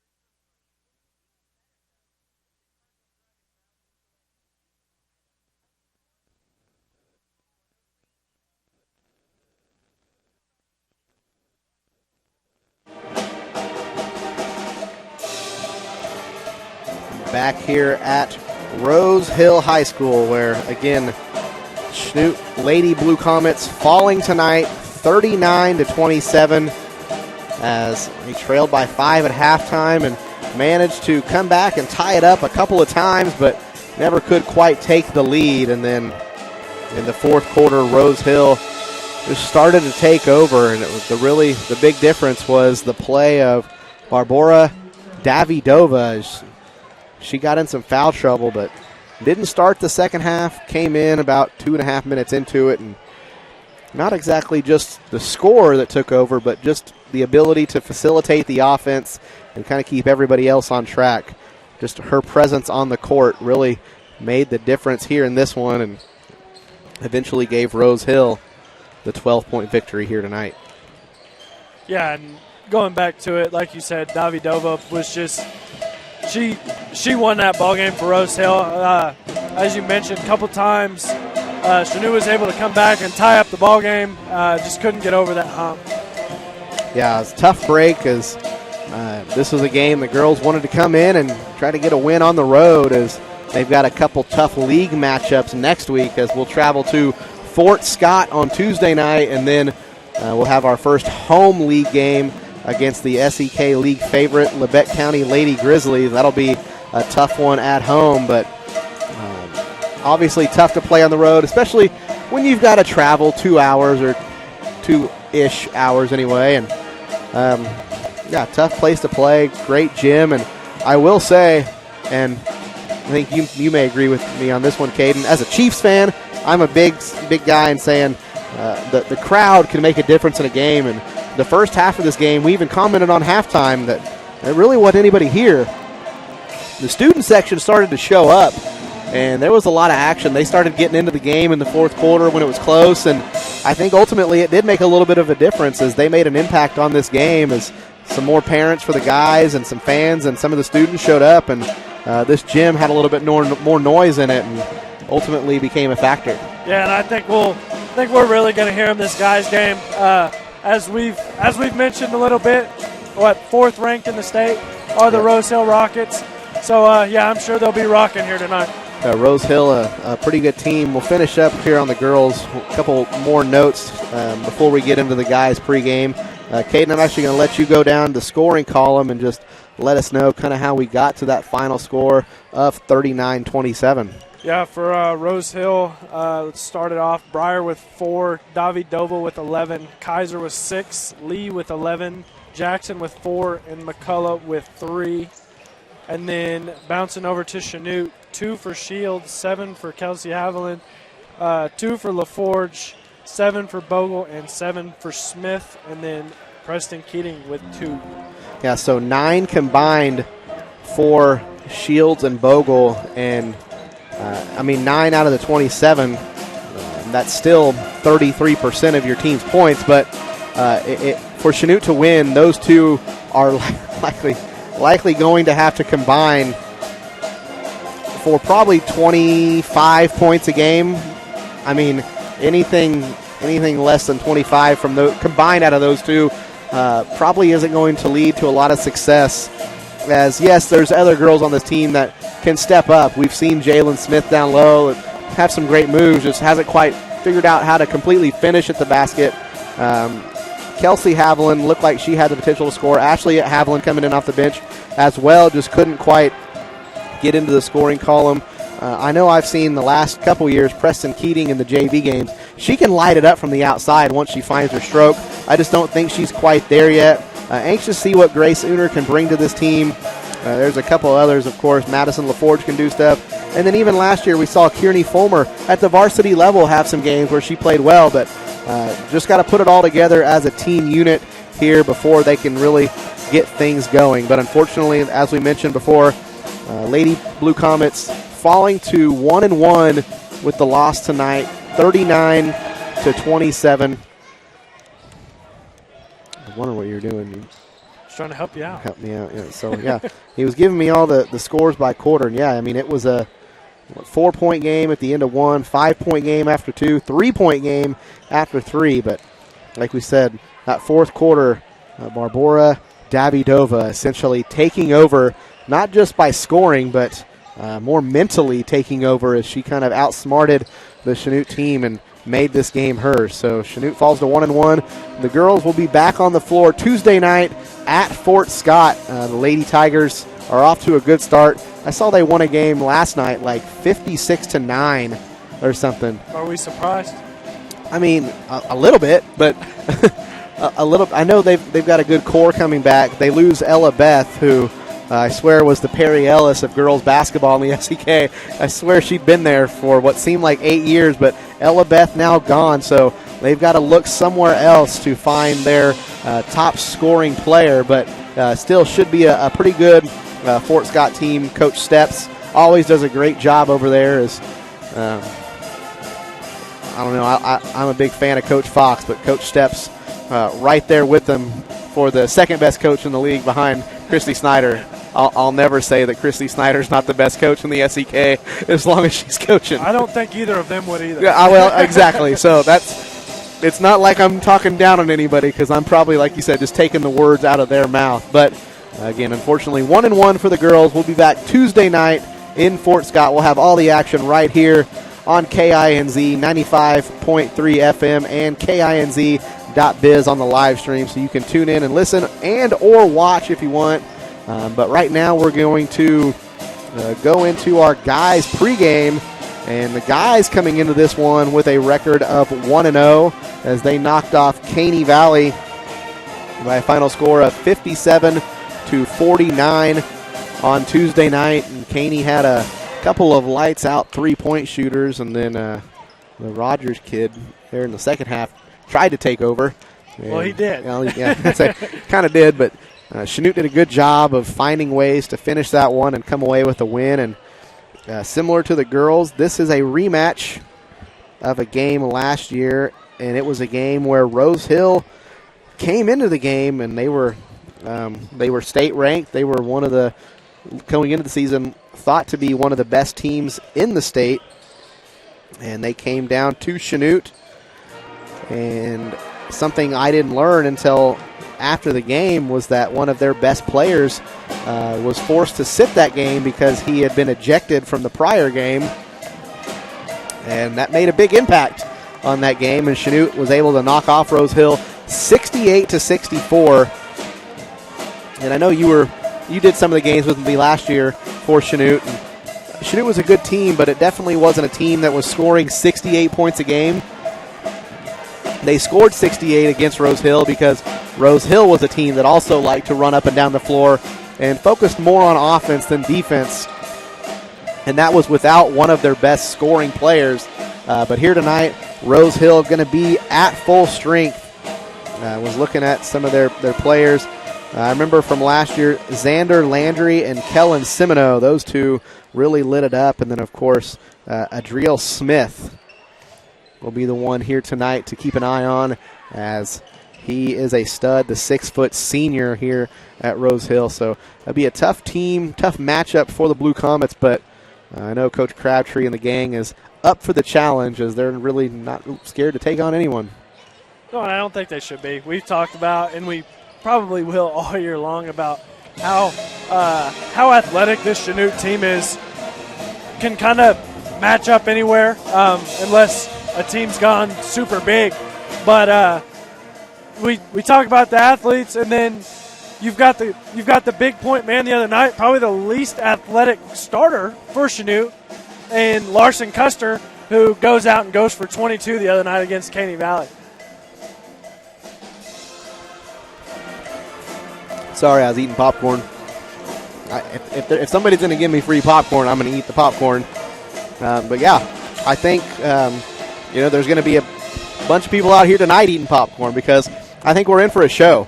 I think that it could be an exciting game. Both teams, the ability to score. I think that Caney Valley probably showed Chanute a much tougher defense than what Chanute's going to see in Rose Hill here tonight. As again, Rose Hill, a team that they're going to focus a lot on the offensive side of things. Not to say they're not going to come out and play a solid game defensively, but coming into this one, Rose Hill is 2-0. They defeated Garden Plain 64-28, so able to score some points. And then last night they took on Nickerson, and they won that game 65-43. So two big wins already for this Rose Hill team. And Chanute, again, battle-tested Tuesday night, hosting Caney. And again, going back to last year, real quick, Chanute was able to knock off this Rose Hill team. Rose Hill finished the year 15-6 last year. Now, they qualified for state, but if you remember last year, everything was so jacked up with COVID, and we're probably fortunate right now that things look to be somewhat normal. Hope, cross your fingers, knock on wood, that it stays that way. But they won their sub-state, but then they had to, I don't know what they call it, like super sub-states or whatever. Remember last year, the first round, it was like you played the team that was closest to you, and then the final four only went to the state tournament. It was a way to keep 8 schools out of the same building and keep so many people out of the same location. So I understood why they did it, but it was a team in Rose Hill that they traveled to Augusta, and those two teams played once in the regular season, and when they played in the regular season, Rose Hill knocked off Augusta by 13, and what I heard kind of dominated that game. And then when they got to the first round of the state tournament, Augusta actually upset Rose Hill 58-54. So they held a team that had scored 71. Augusta held Rose Hill to 71 the first game, then held them to 54 in that matchup at state. So probably a Rose Hill team that wants to find a way to come back from a disappointing finish last year, as they likely had a good enough team to finish in the top 4, if not top 2. But this year bringing back pretty much the entire core. So Chanute going to have their hands full here in this one. With that, we're going to send it back to the studio for 1 minute. When we come back, we'll have a little bit more of your Subway of Chanute pregame show. You're tuned in to Chanute Blue Comet Basketball right here on Z 95.3.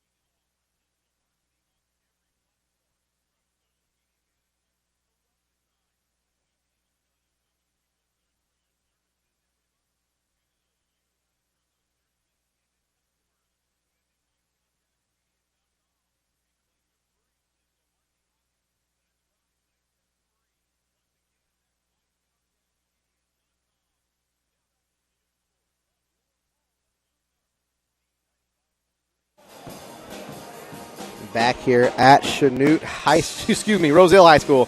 Chanute's playing, though, I promise. Rose Hill High School, we're about 4.5 minutes away. Of course, we'll have the national anthem, and if the band performs it, we'll likely keep it here and let you guys tune into that. I know a lot of you enjoy listening to the bands play the national anthem. I know I do, as every band's a little different, and I know those kids put a lot of work into playing the band. They deserve a little bit of recognition, too, but say about 4.5 minutes to go here before we tip off this one. And again, looking at Rose Hill, they've got a little bit more height than Chanute, although that's probably something that we're going to say every single game, as there's not going to be many teams that are shorter.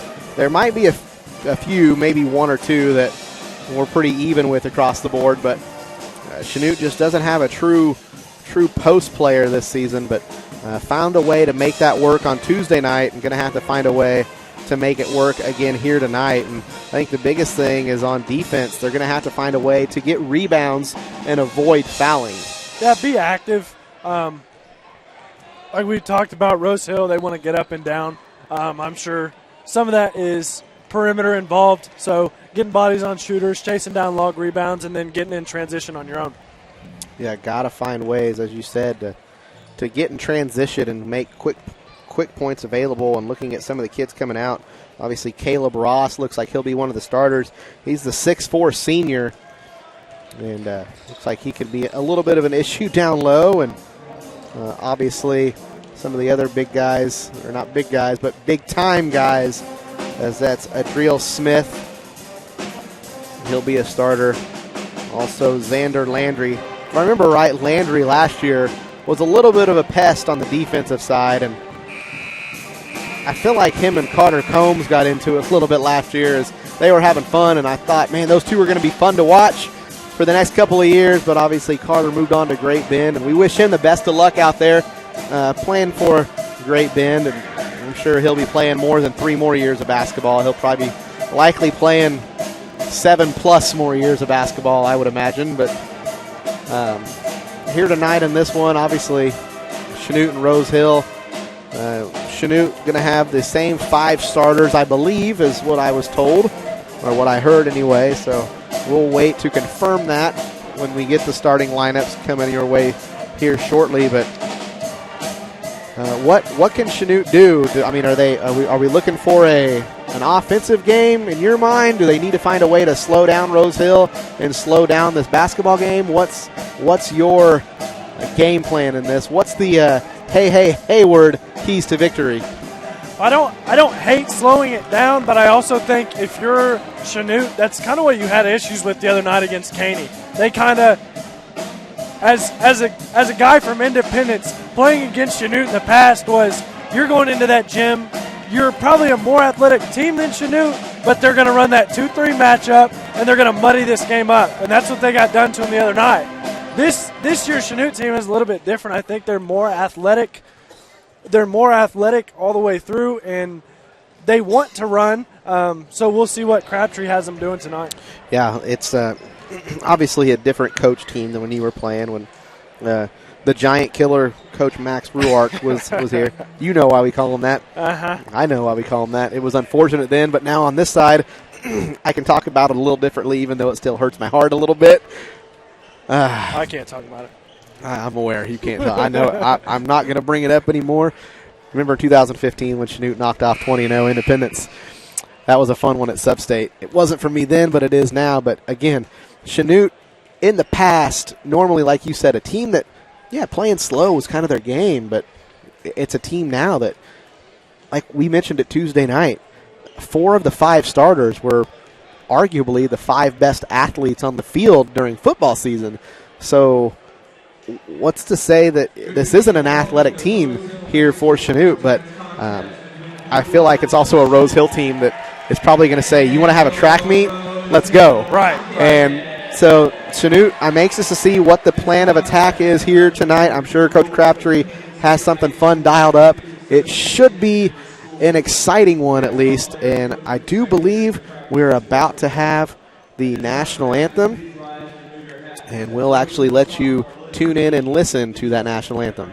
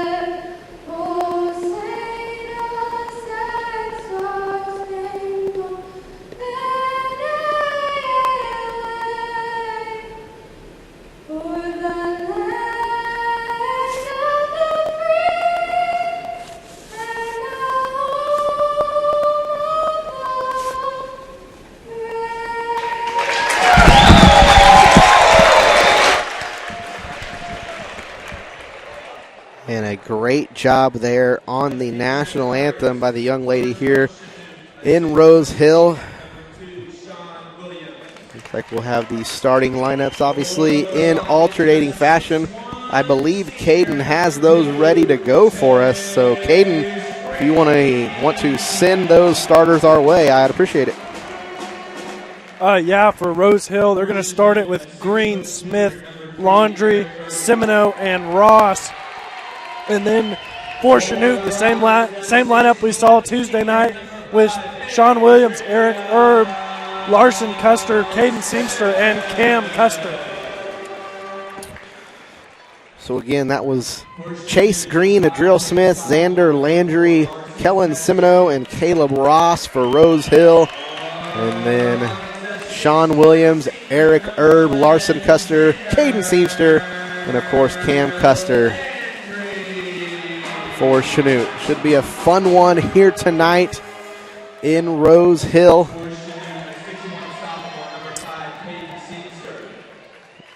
I got to give props to the PA guy here as he's doing a pretty good job of the whole talking up his own team and just giving Chanute barely the time of day, which, hey, I love it. It's one of my favorite things. I mean, you ever been to an NBA game? Yeah. Oh, they're great. You ever been to Denver? To a Nuggets game? I'm assuming you've been to Oklahoma City? I've been to San Antonio. Ooh. So I'm a big Nuggets guy, and I love it. When somebody else makes a basket, it's just dead. Yeah.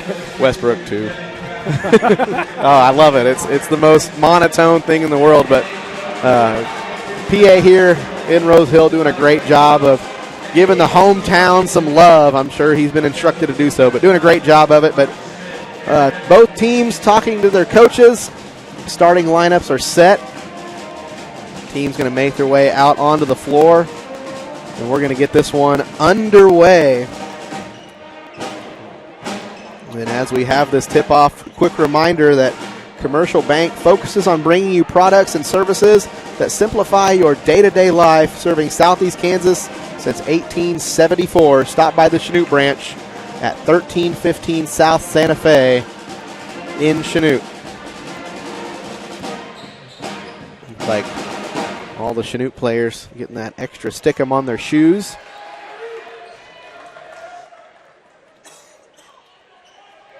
It'll be Seamster and Ross jumping center.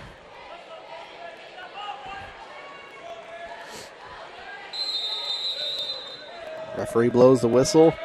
Ball goes high in the air, and Seamster wins the jump. Ball goes into the hands of Sean Williams. Williams into the hands of Custer. Custer over to Cam Custer, his brother. Cam gives off to Seamster. Seamster up top, gives it to Cam in the corner. Cam gets inside, puts a shot up, and that one falls in. And great job by Cam Custer, being a bully inside, fighting through the contact. Semino with it, going to run the point. Hands off to Ross. Ross over to Landry. Landry picks it up, gives it to a cutting Smith, and goes off the leg of Adriel Smith. Ball will go back to Chanute.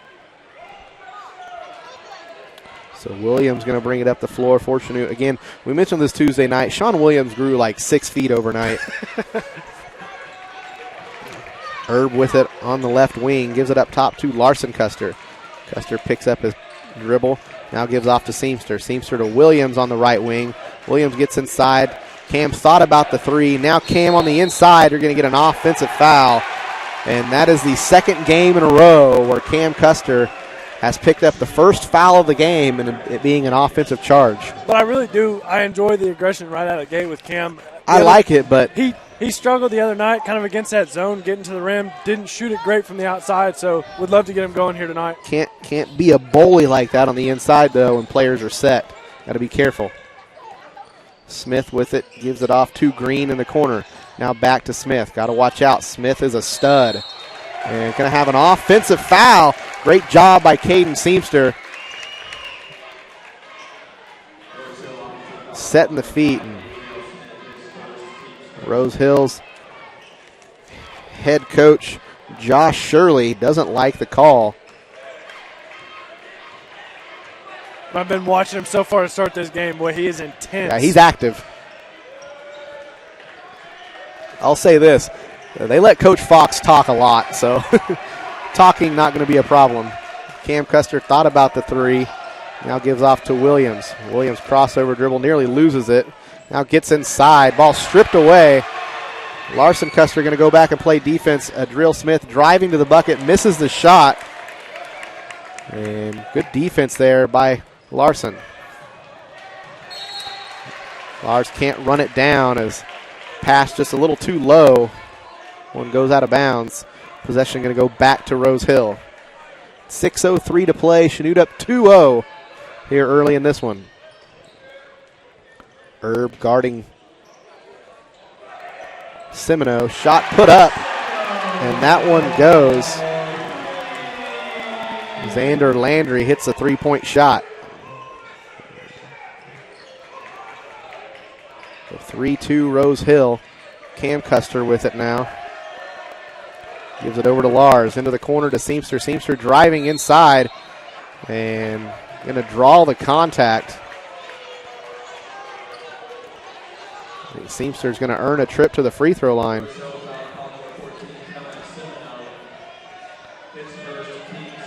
So foul was charged to Semino, his first, team's second. First free throw for Seamster. That one goes.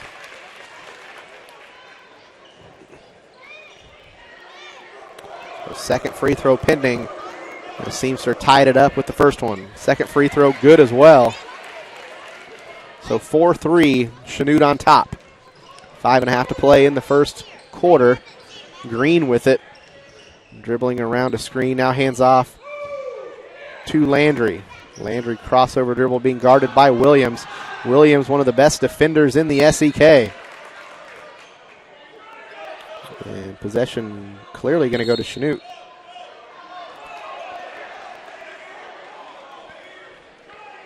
And that looked like it clearly went off of Rose Hill.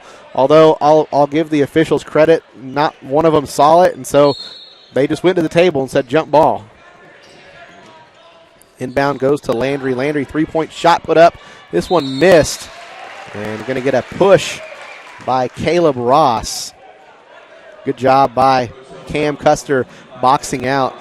We saw Preston Keating do that in the girls' game. Just a great box out, forcing Rose Hill to foul. Williams with it now. Going to bring it across the timeline. Gives over to Seamster on the right wing. Now to Lars Custer. Lars up top to Seamster. Seamster driving inside into the corner to Herb. Herb, three-point shot, a little long. No way. And going to call a foul on Sean Williams, who just jumped up to rebound the basketball. It looked like Landry got underneath him. If they're going to say the foul on Williams. As you can hear, Caden not liking the call either.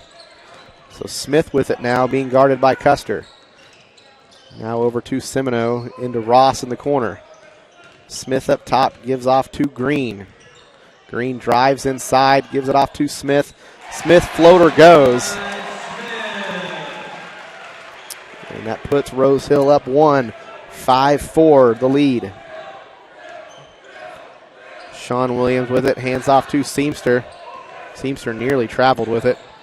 Now back into the corner to Williams. Williams drives baseline and meets Smith at the rim. And Sean Williams, strong finish, gets the layup to go.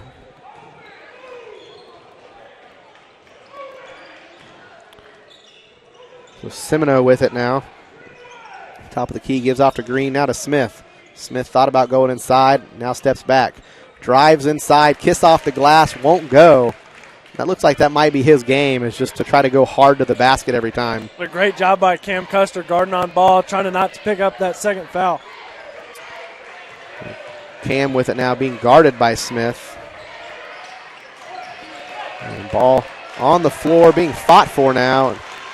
Landry comes up with it, gives off to Smith. Hesitation inside, kicks it out to Semino, and we're going to get an offensive foul as Adriel Smith plows into Larson Custer. That's 2 offensive fouls now on Adriel Smith, and he's in early foul trouble.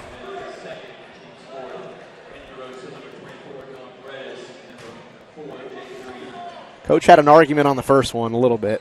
No argument that time.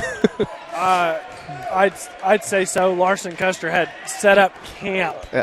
Larson Custer had time to quick create her mailbox in. Sean Williams with it now, gives off to Seamster. Williams now to Lars and the Custer. Lars for 3, just a little short on that one. Rebound goes to Rose Hill. quick shout out real quick to our listeners and viewers. Hope you're enjoying this one. Checking into the first time for Rose Hill, Jaden Green. He missed the three-point shot, but the follow goes for Kellen Semino, and that puts Rose Hill back on top 7-6, and Semino looking to add one more.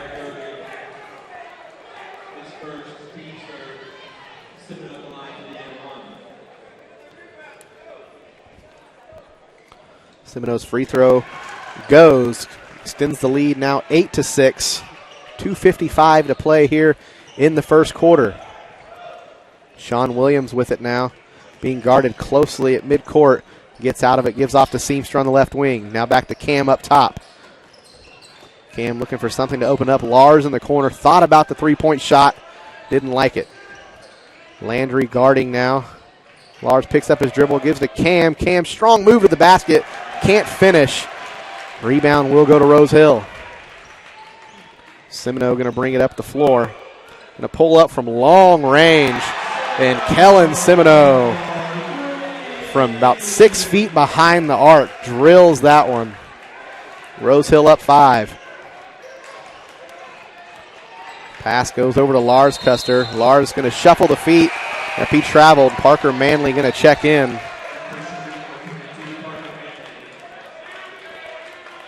Manley checks in for Erb. Manley came in on Tuesday night and played very well, especially on the defensive end. So Manley going to meet the ball near midcourt. Semino with it, being guarded by Manley. Gives off to Green. Now to Landry. Landry, long three-point shot. It's missed. Rebound goes through the legs of Lars Custer into the hands of Jaden Green. Now Chase Green on the inside. Crazy shot. Might have taken an extra step, but strong finish there by Chase Green at the basket. Rose Hill up 13-6. Seamster with it. Now to Manley in the corner. Again, Parker just checking into the game. Getting pressure. Nice cut there by Seamster, and then Seamster throws it away.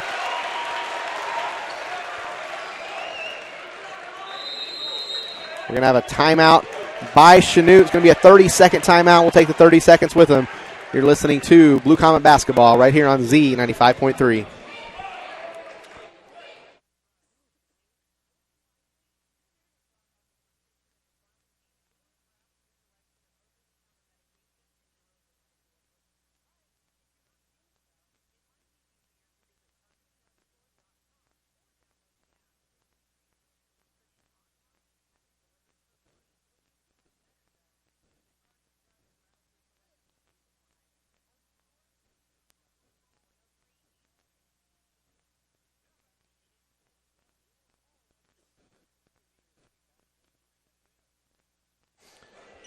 Out of the timeout, Rose Hill leading 13-6 with 1:24 to play in the first quarter. Rose Hill will have the basketball.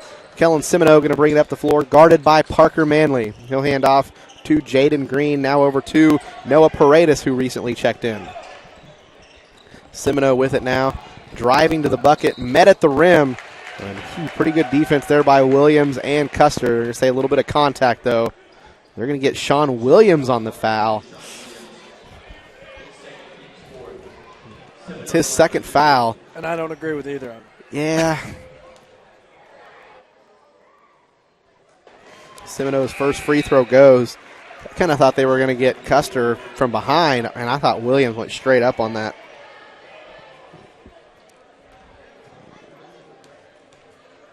Second free throw for Semino. This one good as well. 15-6, a 9-point lead here for Rose Hill. Parker Manley going to bring it down the floor, picks up his dribble, now looking for help. He gives over to Seamster, right through the hands of Caden Seamster. The pass was a little hot, but Seamster, one of the best wide receivers in the state during football season, got to pull that one in. Paredes with it now, gives off to Semino. Semino drives baseline, puts up the floater. That won't go. And good job by Manley getting the rebound there, tipping it out to Lars Custer. Lars gives off to Cam. Cam to Seamster in the corner. Seamster going to bring it back up top. Gives off to Herb. Herb looking for something. Loses the dribble and just stolen away. And Herb got to keep his cool as players just walking all over each other. That clearly was a push. Finish at the bucket by Rose Hill gives them an 11-point lead now. 10 seconds to play here in the first quarter. Chanute likely to hold for the last shot. I'm going to say Cam traveled with it. So Rose Hill going to get one more shot with 5 seconds.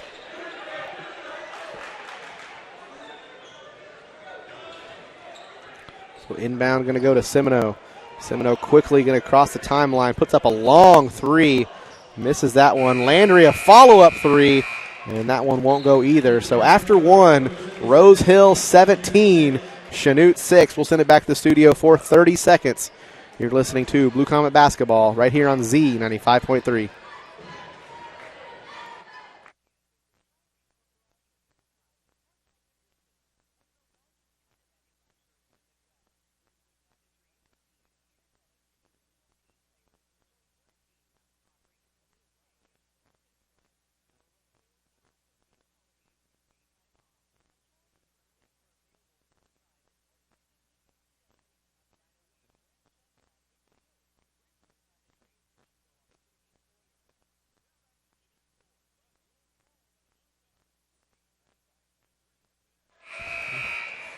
Second quarter action about to begin. Chanute trailing by 11 after one. This Rose Hill team a little slow out of the gates, but the last half of the first quarter had everything clicking, and really it was behind the outside shooting of Semino. That's Kellen Semino, the 6-foot junior.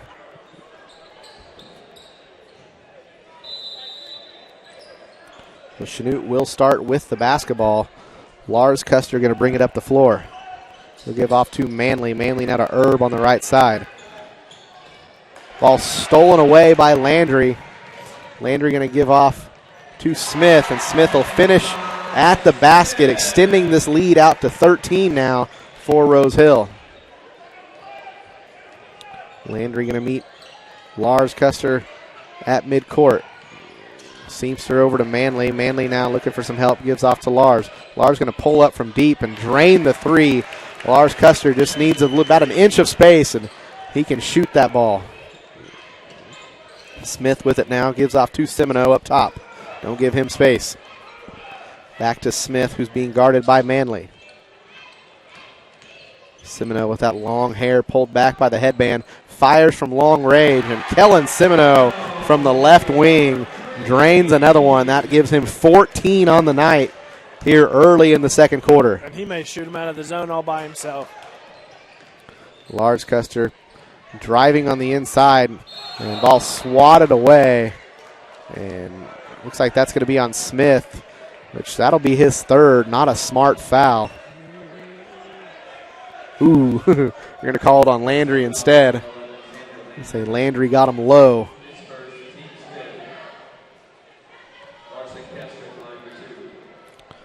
So Lars going to get 2 at the line. First free throw up and in.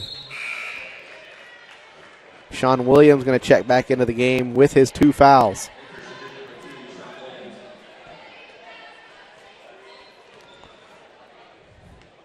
So far, Manley, the only reserve player we've seen come into this point. Free throw was missed. And they're going to call a foul on Seamster. That was a... Well, I think Caden got pushed into the well, Rose Hill Caden, player. the official that made the call, Seamster looked at him, letting him know there was another official right there that could see there clearly wasn't a foul. They're going to call a travel on Landry.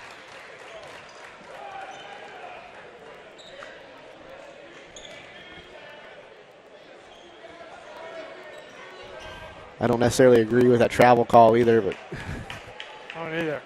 He caught it with his left foot behind the line and then planted his right foot behind it to set up for the shot, but I'll say that was one too many. Chanute going to run an inbound play here. Custer going to inbound. Lars Custer going to hand it to Cam. Now back to Lars. Lars being guarded by Landry. Now Cam being guarded by Ross. Ball's thrown away into the hands of Smith. Smith an extra step, but gets the layup to go. 24-10, Rose Hill on top. Williams getting pushed as he crosses midcourt. Ball now stolen away into the hands of Smith. And ball swatted away as Seamster blocks it out of the hands of Adriel Smith. Lars Custer at the other end drains the three. And a big play, big momentum shifter there if Chanute can hold on to this momentum. And Semino on the inside misses the shot. Cam Custer gets the rebound. And ball swatted away by Smith, but goes harmlessly out of bounds. Coach Crabtree was trying to call timeout after that last made three, but the student section was a little too loud. I don't think the officials heard him. I mean, I heard him up here, but with headphones on. Yeah, with the headset on, but I'm giving the officials the benefit of the doubt. So Williams gives off to Lars. Lars, the hot hand here lately from range. Manley with it, gives off to Lars. Lars thought about the three, but Landry right there. Shot put up. Can we get a call here in this gymnasium?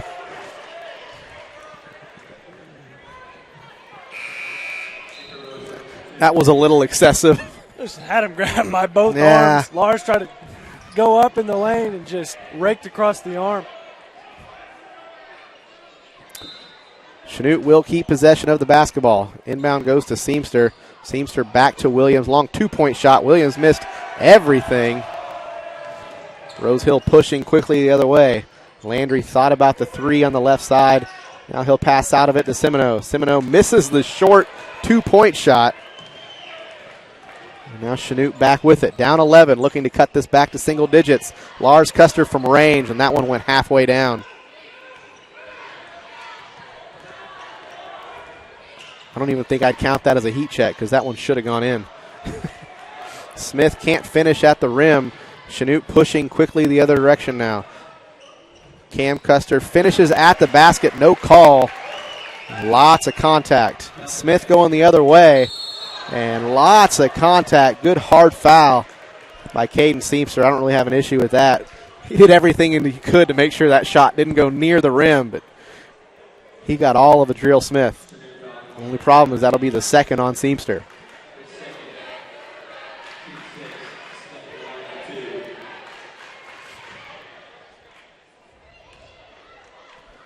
First free throw for Smith is missed. You know, Smith is a heck of a player, but I feel like he's a little too loose. Do you get that sense at all? Yeah, absolutely. Just too loose. Yeah. If he would just tighten up and just play, I don't know, a little more within himself, he could be one of the best players we've seen, but a little too out of control at times. Second free throw is in. 25-15, Rose Hill on top. Manley with it on the left side. Trying to get inside, picks up his dribble, now back out to Lars Custer. Cam thought about the three-point shot. Now going to dribble out of it. Cam dribbling inside, out to Lars. Lars going to drive on the inside, kicks it back to Cam. Those two just playing catch right now. Inside to Sean Williams. Williams finishes at the bucket. Good find by Cam, and even better finish by Sean Williams. Semino with it.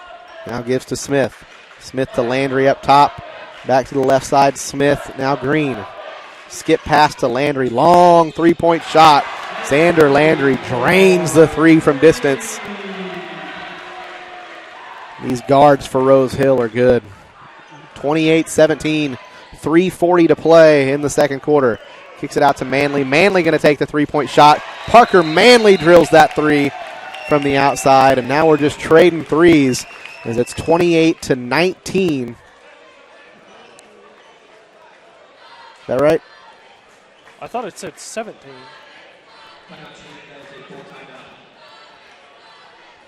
Regardless, right now, scoreboard says 28-19. We'll confirm it at some point. We're going to take a 30-second timeout. When we come back, we'll have more of the second quarter. You're tuned in to Blue Comet Basketball right here on Z95.3.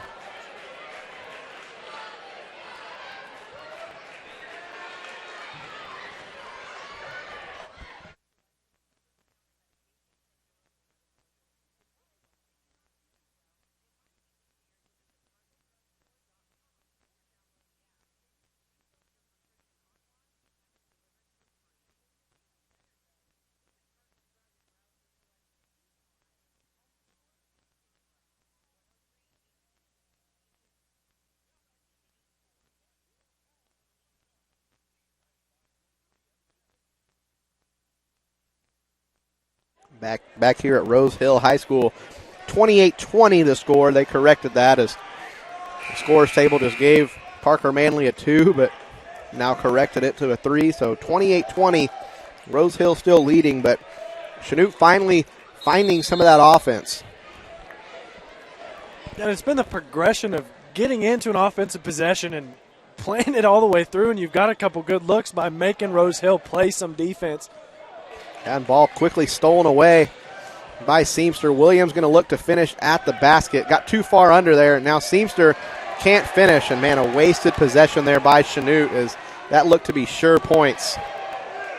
Landry going to take the long 3. No way. Man, Xander Landry feeling it from the outside. That's essentially a 5-point possession because Chanute should have cut it to 6. And now Rose Hill hitting the 3 on the other end. What should have been a 6-point lead now back to 11. Cam Custer getting bumped by Smith. Cam somehow able to maintain possession, and now the foul will come. And that'll be the 3rd on a Drill Smith. He'll likely sit the rest of this half. 2:51 to play. Again, Rose Hill leading 31-20.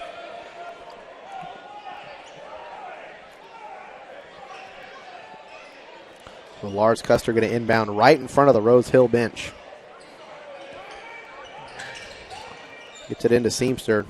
Seamster tries to drive baseline. Ball stolen away. Landry smartly getting his feet back in bounds before he touched that basketball. Semino the floater. That was too easy. Kellen Semino. 33-20 now. Williams with it. Gives it into Manley in the corner. Now back out to Cam. Cam picks up his dribble, puts up a left-handed floater off the glass. That won't go. And Semino with it again. Landry thought about the 3, fakes it, spin move inside, and puts up what I guess was a shot. That was just kid getting ahead of himself a little bit too much. Cam nearly has it stolen away. Larson Custer going to fire from range. Looked off, but somehow caught the front of the rim and circled around and went in. 33-23. As Paredes on the inside, he misses. And rebound goes to Chanute. Chanute going to look to cut this back to single figures again. Lars again from the right side. This one won't go. And good behind the back dribble there by Landry to pull this one out. Going to pull it for the long 2. Misses that one. A lot of quick possessions for both teams now. Sean Williams driving on the inside. Kiss off the glass will go, and now Rose Hill wants a timeout. We'll see how long. It'll be a full timeout. We'll go ahead, and we'll take 30 seconds. You're listening to Blue Comet Basketball right here on Z95.3.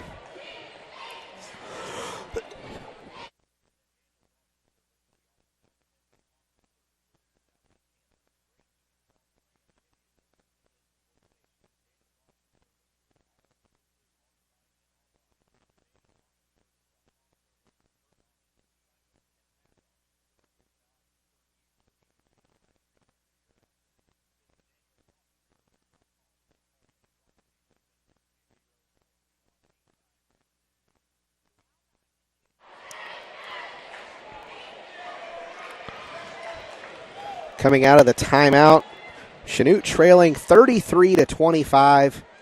What has been a game that, for what it's worth, kind of been dominated by Rose Hill, but Chanute still finding ways to keep this within 8 to 10 consistently. Had an opportunity to cut it to 6 earlier, and kind of went the opposite direction. Missed a wide, or what should have been a wide open shot, and then a big 3 the other end, so turned into 11. Take those 2 possessions out of this thing, and, man, we got a ball game right now. It'd be a 3-point game. Yeah, we do. It's been real fast-paced, real fun. Like to see Chanute not necessarily slow it down a little bit. Play quick, play athletically, but don't get ahead of yourself. Well, you said it was fast-paced. Put into perspective, Chanute is 1 basket away from both of these teams scoring more than the Chanute girls did tonight. And that's not taking away from what the girls did, but these 2 teams have just been scoring at a high pace in this one. Ball nearly stolen away. Good defense there by Williams and Manley. We're in that 2-3 zone. Green thought about the 3-point shot. Now going to put the floater up very long this time, and Lars Custer going to come down with the rebound. R's going to bring it up, being guarded by Landry. R's going to hand off to Seamster, now to Williams up top. Over to Manley on the left wing. Manley being guarded by Jaden Green. Now to Cam. Cam looking to drive baseline. Guarded by Paredes. Can't get the shot to go. And Rose Hill will get the rebound. The Chanute team really just missing a true post. There's 25 seconds to play here until half. And they're going to get a hand check on Manley. And that's going to send Mr. Buckets himself, Kellen Semino, to the free throw line. Checking into the game for Chanute, number 23, Rhett Smith. Be his first action of the season. Also checking in for Chanute, number 20, Jordan Duncan. Duncan playing some good minutes on Tuesday night off the bench as well.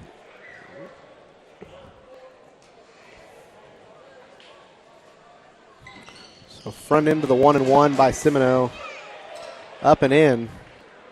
And about half the lane cleared out after that 1-and-1.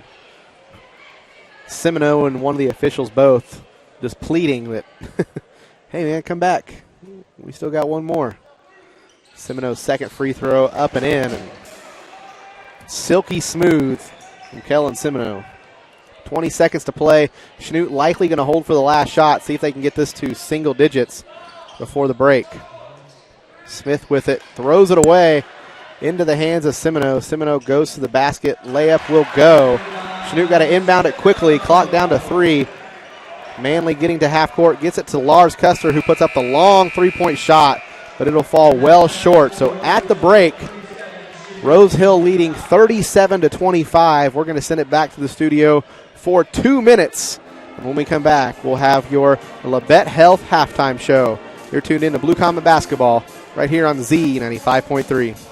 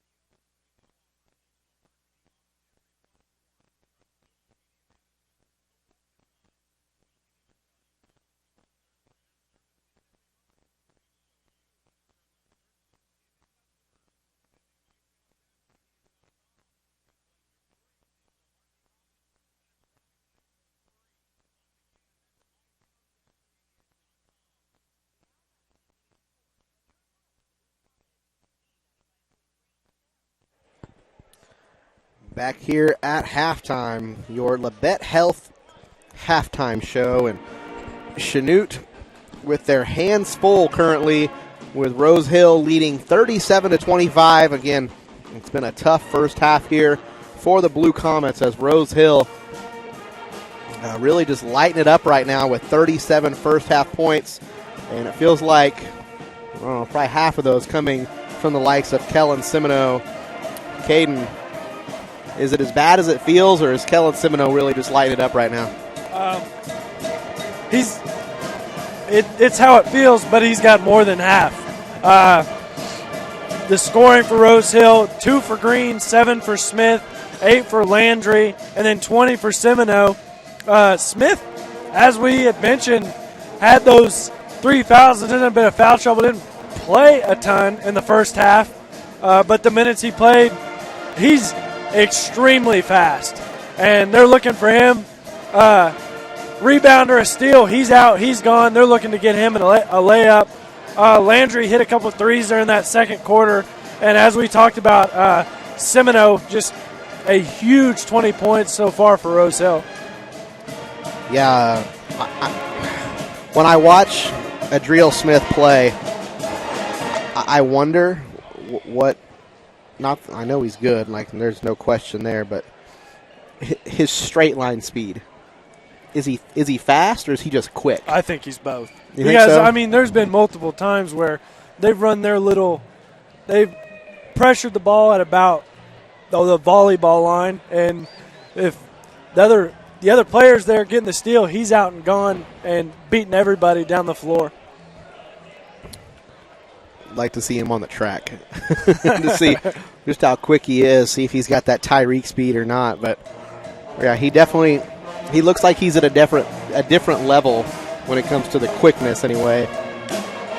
Obviously on a basketball court, true just end-to-end speed isn't always that big of a factor. It can be at times, but I mean, for the most part, you're playing in a half-court set, so just straight line speed, not gonna kill you if you're the opponent, but he's definitely shown that quickness and ability to get to the basket. But yeah, the story of the night has been Kellen Semino, who 20 points in the first half, and I remember last year it was really Semino and Landry were the two last year down in Chanute, but Chanute was able to overcome it and win that game by 4. But here in this one, it's really been the guard play of Rose Hill, and you know, Chanute's tried on the offensive end to get down low, and they've had Williams inside a couple times get to the rim, and Seamster down there a few times trying to get some buckets, and of course Cam Kester, who probably is your primary 5 at this point, but a natural guard too, or at least probably a natural small forward anyway. But putting him in that 5 situation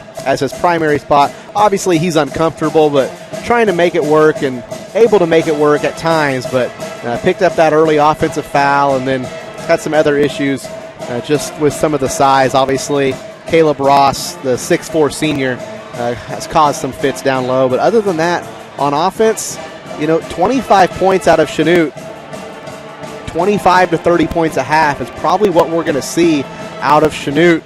And not to say that they need to play better defense, because I think they've even played pretty good on defense. It's obviously a long game. It's going to be a tale of 2 halves, I hope. But this Rose Hill team is really good. Yeah, they are. And I don't have the numbers here, but I would love to see Rose Hill points off turnovers. Live ball turnovers have been huge. Chanute just getting ripped or bad passes leading straight to Rose Hill pick 6, basically, off to the other end. No, but I feel like there was a good stretch there in that second quarter where Chanute did kind of ease up a little bit, ease into it, and executed some pretty decent offense, as you had mentioned. Yeah, and I hate to say, because I'm sure a lot of people, I try to be as realistic as possible when I'm talking, and obviously there's the media talk or the safe talk when you're doing broadcast, but I try to keep it real as much as I can. And so I know that there's a bunch of people probably watching this game or here at the game and think, oh man, not a great season. We're not gonna have a good season. We're down 12. I'm telling you, 1, SEK's down. 2, this Rose Hill team, ranked 4th in the state, might be underrated at 4th in the state.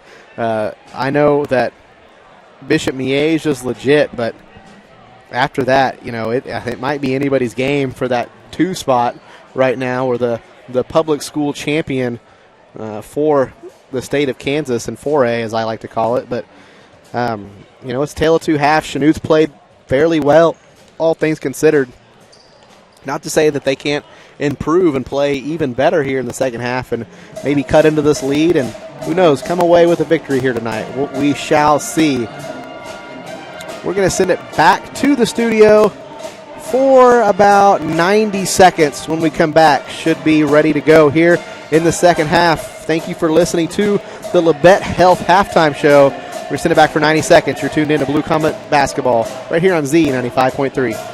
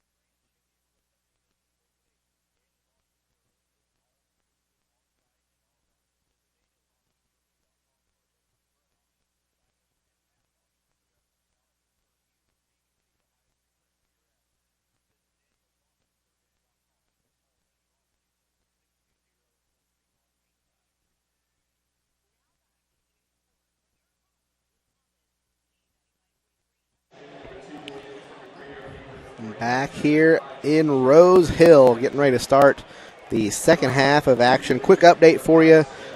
The boys JV was victorious tonight, 42-26, and the boys C team victorious as well, 40-36. On the girls' side, the C team won 68-33. Obviously, varsity lost here earlier tonight, 39-27, and that girls' JV game is actually going on currently in the other gym, so don't have a score yet on that one. But here in the guys' game, 37-25, Rose Hill leading. They've got possession of the basketball to start the second half. Smith with it on the inside, kicks out to Landry. Landry going to fire from deep, and he missed one. And Semino comes away with the long rebound. Landry on the inside to Ross. Great look there by Xander Landry, and wide open was Caleb Ross. So Williams with it, gives off to Cam. Cam over to Lars. Inside to Williams. Williams up and under move to the basket. And good finish there by Sean Williams. Good hesitation move underneath the bucket. Lead back to 12 for Rose Hill.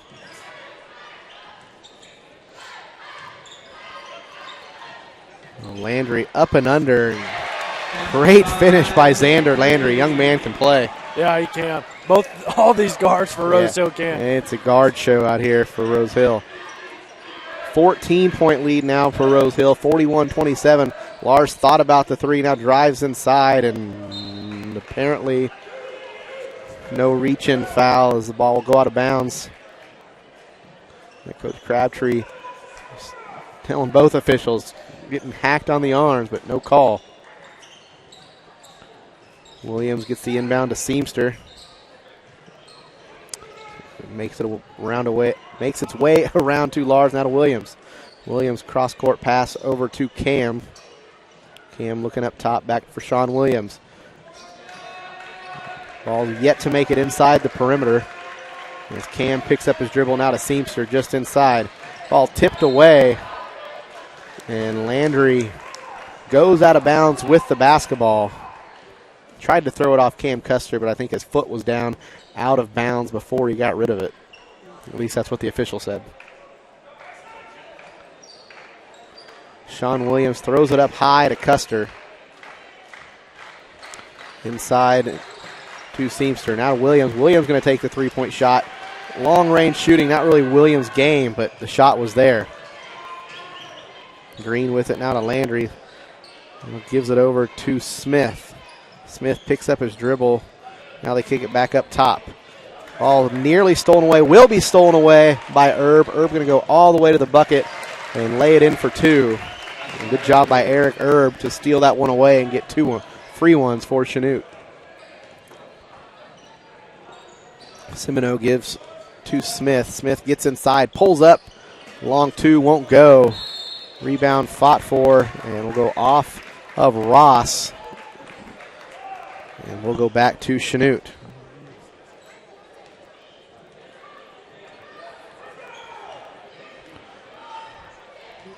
Williams going to bring it up the floor. He crosses the timeline, gives it over to Lars Custer.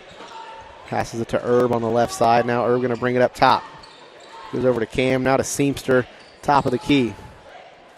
Out to Lars. Lars going to take the long three. Lars Custer once again. How many is that tonight for Lars? 4 threes. 4 threes. Lars feeling it from deep. Cuts the lead back down to single digits. 9 for the first time in the second half. Smith with it. Nice pass to Ross. And good finish. That was a great find by Adriel Smith. It's that underhand pass. Williams with it, going to drive inside now, kick out to Erb. Erb going to take the corner three. That's his favorite place to shoot that outside shot, but couldn't get that one to go. Landry all the way to the bucket. Great finish by Xander Landry. 45-32 now. Lead stretched back out to 13. Williams with it, kicks out to Lars now. Over to Cam on the left side. Cam going to dribble around, dribble inside, tries to split defenders. They're going to get a foul. I believe that'll be on Ross. And that'll send Cam Custer to the free throw line to shoot two.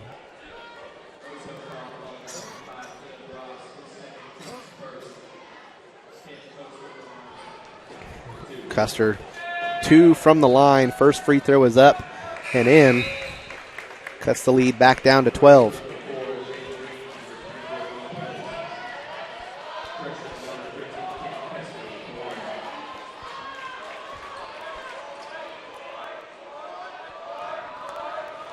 Cam's second attempt. This one up. Nothing but the bottom of the net on that one as well. 45-34. 4:18 to play in the third quarter. Smith with it. Gives it up top to Semino. Semino crossover dribble. Gets by Erb, and Erb going to reach in.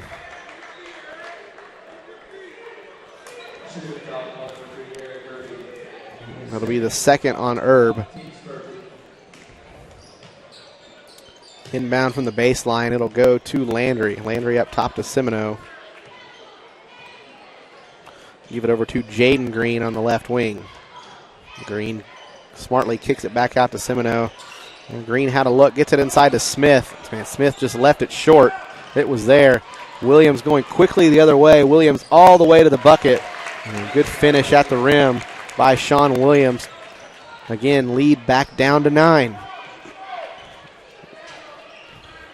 Semino over to Smith. Back up top to Semino. Semino guarded by Erb. Semino driving to the bucket, leaves the floater. Cam tried to take the charge and realized he wasn't in position and quickly moved out of the way. Just a little late getting there. Seamster with it, back to Lars up top. Lars going to drive inside and goes all the way to the rim, and he's fouled. And we'll see if that foul is going to be on Smith. Yep, they're going to say Adriel Smith got him. That's his fourth. That's kind of a weak call. I agree. I thought it was really good defense and an even better finish by Lars. I thought Smith played great defense. Yeah, Lars just great finish at the bucket. But that's, I believe, at least 2, if not 3 of the fouls on Smith that have kind of been questionable. Lars gets the free throw to go, so cuts the lead to 8, the closest that Chanute has been since early in the second quarter. Ball stolen away. Good job, Cam Custer, anticipating that pass. Cam going to drive all the way to the bucket and finishes. And the lead now down to 6. Chanute feeling it right now. As Rose Hill being instructed by their coach, Josh Shirley, to slow it down a little bit. And with that being said, Jaden Green had other plans, threw up a wild three and missed it. Herb wide open in the corner, and man, I wish that would have gone in. Offensive rebound goes to Seamster. 3-point shot by Custer. That one goes. It's a one-possession game here in Rose Hill. Cam Custer drills the three from the top of the key. We've got a timeout. We'll take 30 seconds with them. You're tuned into Blue Comet Basketball right here on Z 95.3.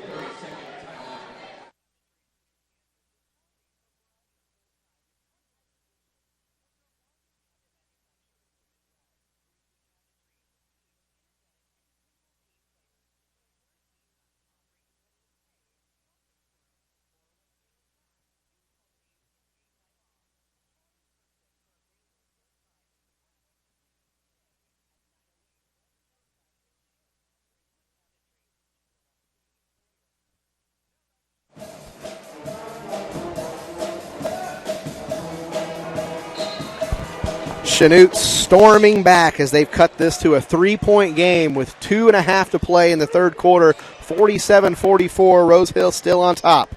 Semino with it, top of the key, being guarded by Williams and Herb. Splits the double team, going to pull up from the free throw line, and Semino gets the shot to fall. And stolen away by Landry, just lazy there by Sean Williams. 3-point shot put up, that's missed.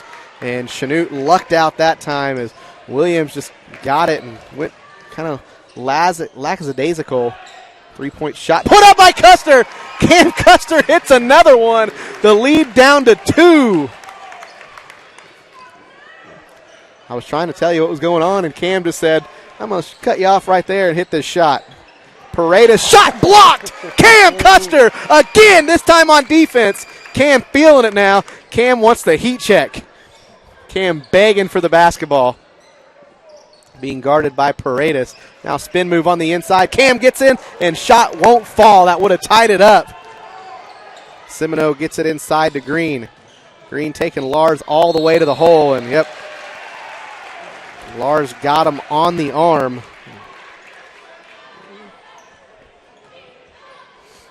Minute 21 to go here in the third quarter. That sends Chase Green to the line to shoot 2.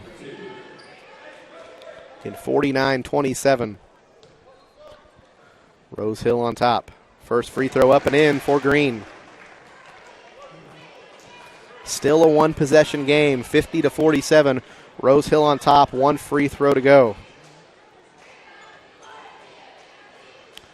Official wanted to wipe up some sweat there under the basket.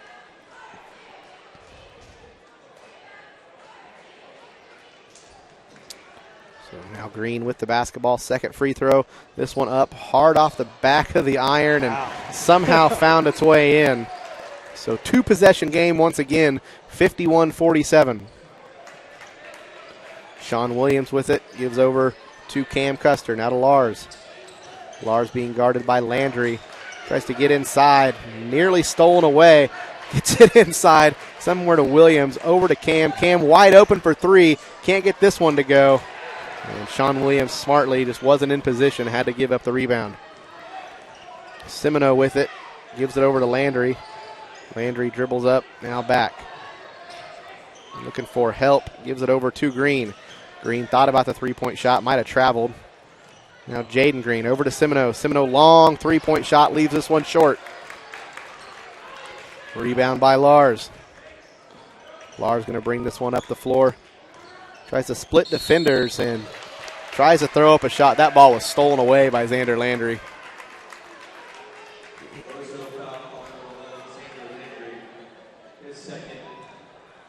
The second foul on Landry. The only reason that foul got called is the official was behind it and couldn't see Landry. He saw the contact come down, but it looked after Landry had picked the basketball clean out of the pockets of Larson Custer. Parker Manley at the line or at the table looking to check in. If the free throw's made by Lars Custer, he'll check in for Lars. Free throw up and in, and Lars deserves a seat. Deserves a break anyway. cutting the lead to 2. 50.1 seconds remain. 30.1 seconds remain. Rose Hill likely going to hold for the last shot. Green with it. Gives over to Jaden Green. Now to Semino in the corner. Semino going to pull up. I don't know why they didn't hold for the last shot. Seamster with the rebound. 10 seconds. Chanute an opportunity to tie or take the lead. Manley in the corner. 3-point shot. He drills it. Chanute's got their first lead. 2 seconds to go. Half-court shot is up and off the front of the rim. And after 3, Chanute leading Rose Hill 52-51. We're going to send it back to the studio for 30 seconds when we come back. An exciting fourth quarter of action. You're listening to Blue Comet Basketball right here on Z95.3.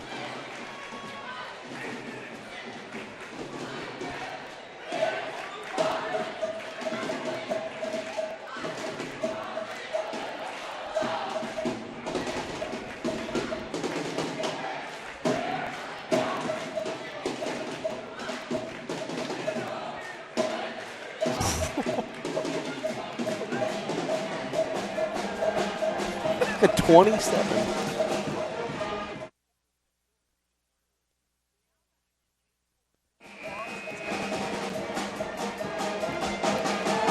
Back here at Rose Hill High School, and Caden, I would like you to tell our listeners and our viewers what you just showed me. I was showing you the halftime score halftime score for Chanute at 25 compared to our end of the third quarter score for the Blue Comets at 52. That was a 27-point quarter for the Blue Comets. Chanute will start with the basketball as well, so a great 2-for-1 there possession. Bounce pass inside to Cam. Cam driving to the bucket. Shot won't go, but Cam's fouled, and he'll go to the free throw line to shoot 2.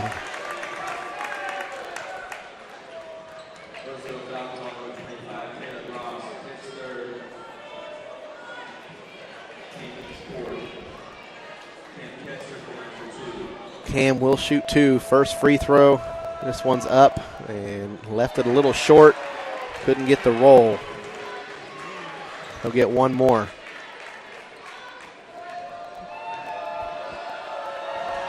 Second free throw up. Hits that one. Extends the Chanute lead out to 2, 53-51. 7:50 to play here in regulation. Semino with it. Gives it over to Smith. Remember, Smith has 4 fouls. Ball nearly stolen away by Parker Manley. Quick hands over there on the far sideline.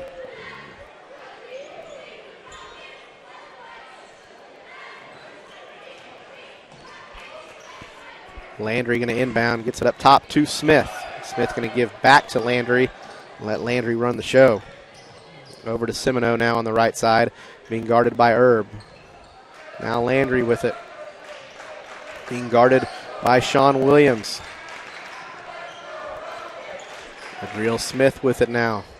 Now back to Landry. Very patient. Easily could have been called a kick ball, but goes into the hands of Sean Williams. Williams finishes at the rim. I don't know how that ball didn't climb out, but Sean Williams finds a way to get it to fall. Chanute lead up to 4. 55-51. And if that isn't the quietest 12-point night you've ever seen from Sean Williams. Yeah, no joke.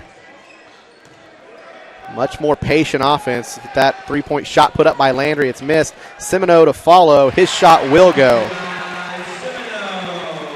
Rose Hill's probably just happy to see the ball go through the rim. Cam Custer with it now. Now to Erb. Erb driving. They're going to say it was a flop.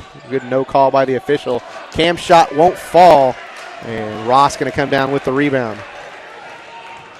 Smith with it, going to go all the way to the basket, and that's going to be offensive all day. The Chanute fans and the players pumped up. Eric Erb there jumping up and down. Eric Erb, the most excited man on the floor. Adriel Smith's night is done. There's been some bad calls. That wasn't one of them. Caden Seamster was as set gets.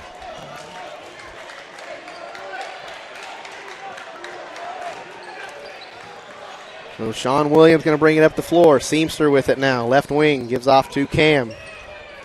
Cam spins on the inside, and late foul, but a foul. Cam going to go to the line to shoot two. I love seeing Cam. We've seen a couple possessions this second half where Cam's kind of been ISO'd. The kid he has guarding him is a true 5 at 6'4", 6'5", and he just cannot keep Cam in front of it. One of the officials, I'm not sure what that was all about. He looked up to the scoreboard and was like talking to both teams, just kind of saying, I don't know what he was saying, but very animated with both teams. It's weird to see an official do that. First free throw up and in.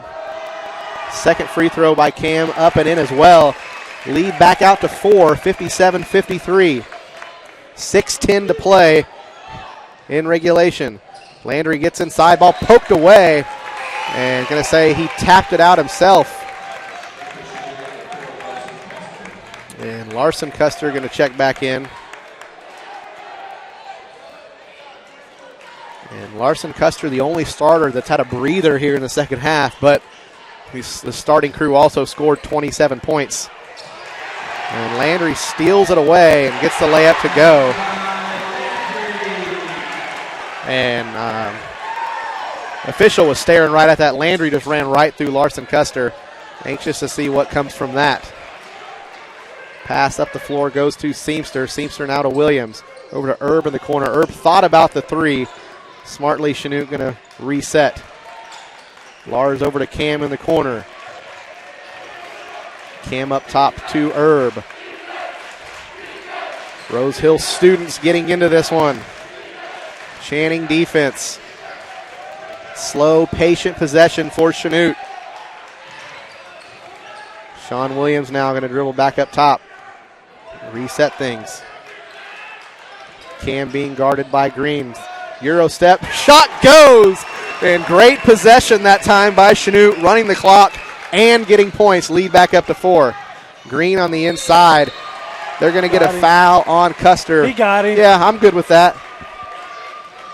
No issues with that. He 100% made sure the shot was not going to fall. Good foul.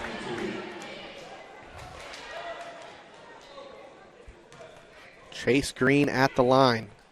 First free throw is in.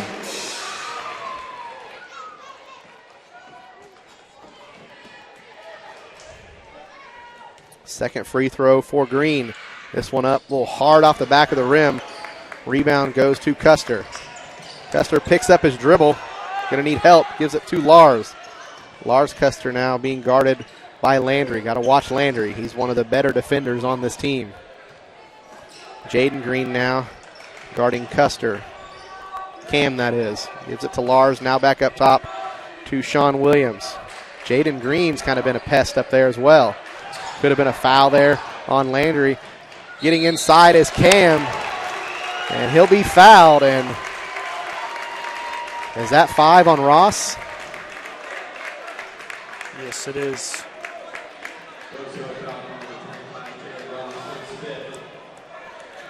So the smartest thing here is that Cam Custer has been driving and getting Caleb Ross in trouble. Going to have to go deep, because when you go from Ross to Noah Paredes, no disrespect to Noah Paredes, he's played a good game out here. There's a 4-inch difference. First free throw by Custer up and in. Lead back to 4.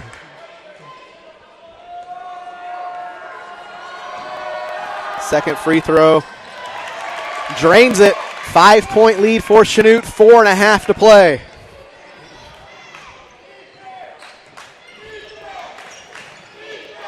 Semino with it. Gives off to Green. Green looking for some help here.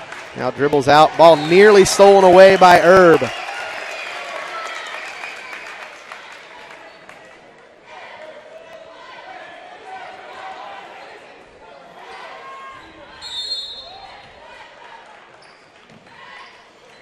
Goes into the backcourt to Semino. And going to get a reach-in foul.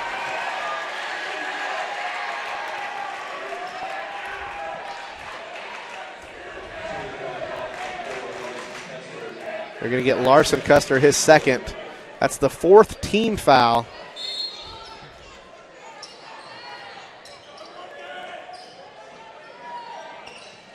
Shot put up, missed. Good rebound there by Jaden Green.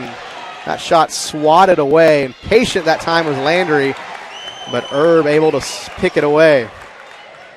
Now Cam Custer into the corner to Seamster. Lars with it now, being guarded by Jaden Green. Lars going to drive, puts up the floater. Won't go. Lars fighting for the rebound. Puts up the follow. It won't go. All kinds of contact. And they're going to say the foul on the floor. But Lars Custer going to go to the line to shoot the 1-and-1.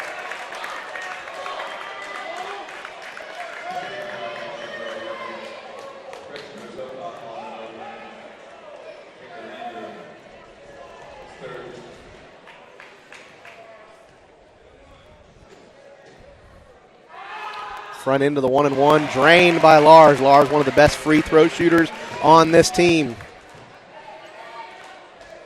Lead up to 6 now.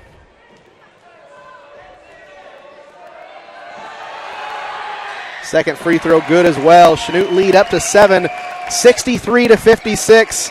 Chanute trying to pull off the upset over the number 4 team in the state on the road. Landry with it, picked up his dribble. And high pass, able to be brought in by Green. Green looking for something. Ball gets inside. Jaden Green now misses the shot. Rebound to Paredes. Paredes bowling his way inside. Great job by Noah Paredes on the inside. Cuts it the lead to 63-58. 3:13 to play. Williams trying to get over midcourt. Passes over to Lars Custer. Lars doubled.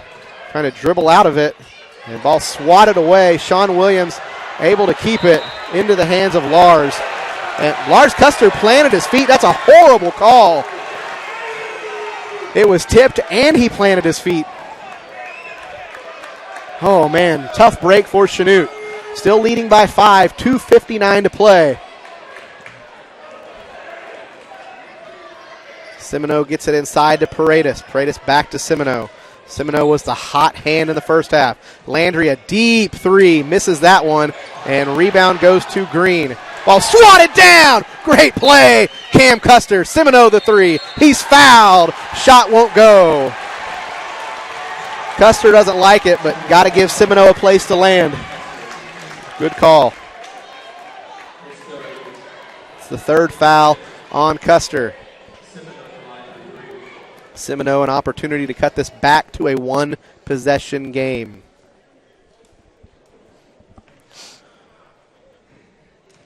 It's awfully quiet in this gym. First free throw rolls in.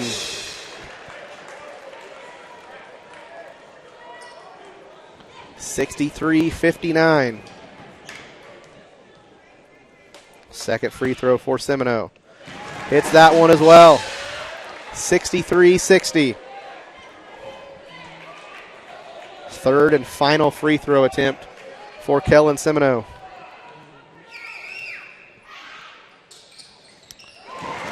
Little short, but it rolled in. 63-61, 2-point lead for Chanute. Sean Williams with it, facing the pressure. He thought he traveled, but looked pretty good to me. Into the corner to Erb. Erb going to fire up the 3. He drilled it! Eric Erb in your face! Give me some of that, baby! 66-61, 2:15 to play. Jaden Green gives off to Semino. Semino thought about the deep 3. Now back to Chase Green. Inside to Paredes. Paredes puts up the shot. It goes! Great finish there by Noah Paredes.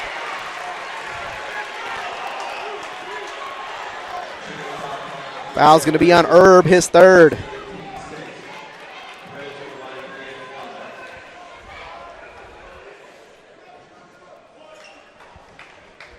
(66-63), 2:07 to play. An opportunity to cut it back to 2. Paredes free throw. It goes. 66-64. Williams with it. Gives over to Lars Custer. Now back to Williams. And going to get a trip this time. Now Cam going to go to the free throw line. It will be a 1-and-1. That's a big fourth on Landry. Yes, it is. Again, 66-64, 157 to play. A reminder, Chanute knocked off Rose Hill 68-64 just a year ago. Front end of the 1-and-1. Hits the front of the rim and rolls out. 2-point game. Pass intercepted by Seamster. Throws it over his shoulder right into the hands of Larson Custer. Great job there by Seamster. That kid play football? Yeah, he's all right. No pressure this time, or at least in the backcourt from Rose Hill. Chanute going to slow it down and run the offense. Pass inside to Lars. Lars met at the rim by Semino. Great job there. Kellen Semino swatting that one down. Semino going to give it over to Landry. Landry thought about the three. He wanted it. Gives it inside to Chase Green. Back out to Semino. Semino three. No.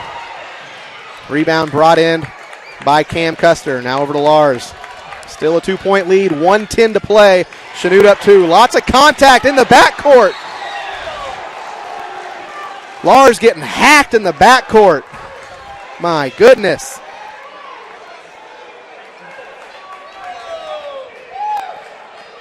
Chanute with 2 timeouts left. 1:06 to play. Chanute holding on to that 2-point lead. Gets it into Williams. Williams going to try to go down the sideline. Crosses midcourt. Being guarded by Green.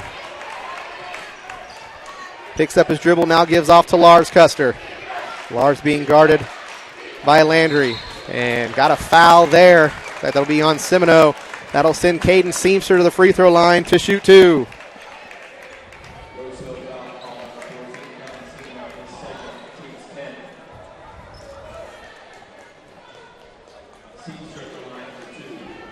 Seamster will get to shoot 2. 49.8 remaining. First free throw by Seamster, a little long. Second consecutive missed free throw by Chanute.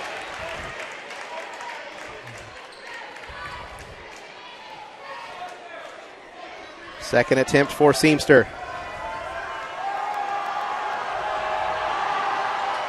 He hits that one. 3-point lead for the Blue Comets. 67-64. 45 seconds to play. Semino with it at midcourt. He's doubled. Gives it off to Landry. Landry almost pulled up. Now gives off to Jaden Green. Green back up to Landry. Landry going to drive inside. Puts the shot up and swatted down. Possession back to Chanute. What a play by Caden Seamster. Just too athletic. Landry came flying down the lane. Seamster did a great job of staying vertical and getting a hand on the ball. Chanute going to take a timeout with 31.2 seconds remaining with a 3-point lead. We're going to take 30 seconds. We'll be right back. You're tuned in to Blue Comet Basketball right here on Z95.3.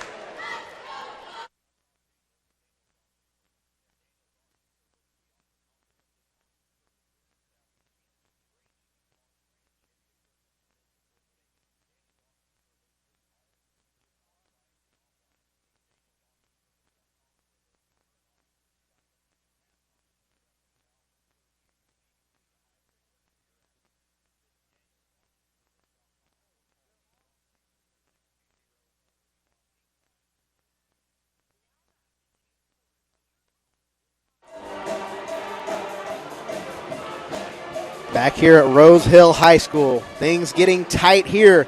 We got about 30 seconds to play in this one. Chanute holding on to a slim 3-point lead. Couldn't even keep Caden in a seat. I mean, I stood up too, but. I was afraid I was going to bang my knees down here on our table. Chanute will inbound under their own baseline. Seamster will inbound, but he cannot move on the baseline.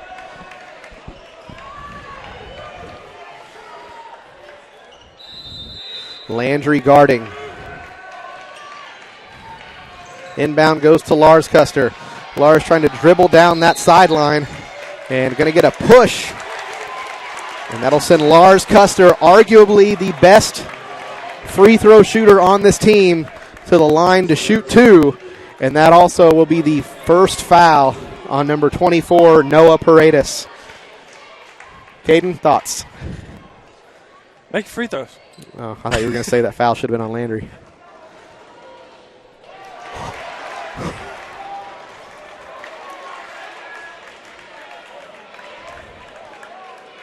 Come on, Lars.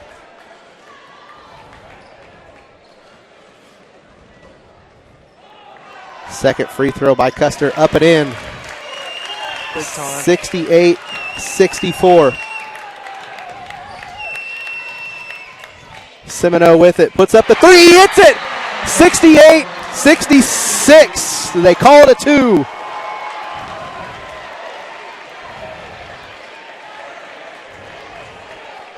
Full timeout.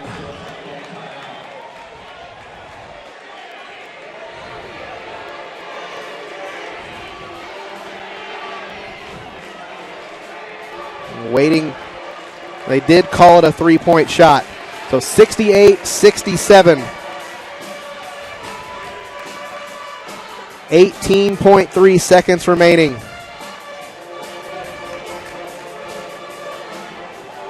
Sorry about those technical difficulties we just had. A big shout out to Mark back at the studio for getting us back on for these final few seconds. We are sure to have an exciting finish here in this one. Again, 18.3 seconds remaining. Chanute leading 68-67. Rose Hill with 3 timeouts remaining. Chanute just 1 timeout. Possession arrow does favor Rose Hill. Starters on the floor for Chanute, as they have been almost the entire second half. Seamster will inbound, however, he can run the baseline.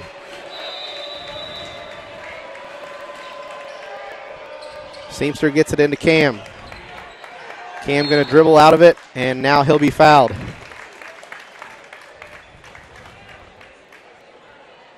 Foul will be charged to number 2, that's Chase Green. It'll be his first. 15 seconds to play here in regulation. Custer's first free throw. Hits it. 2-point lead, 69-67. Again, 15 seconds exactly on the clock.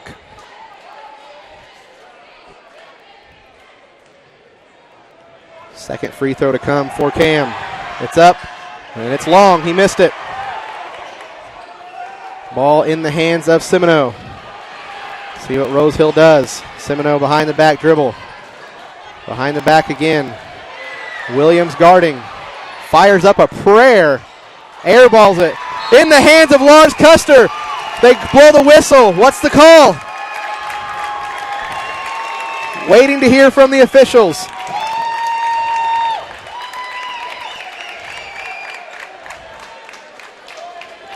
Waiting for the official ruling. There's no way they're giving him more than a second. There will be free throws. They're putting time back on the clock. But how much?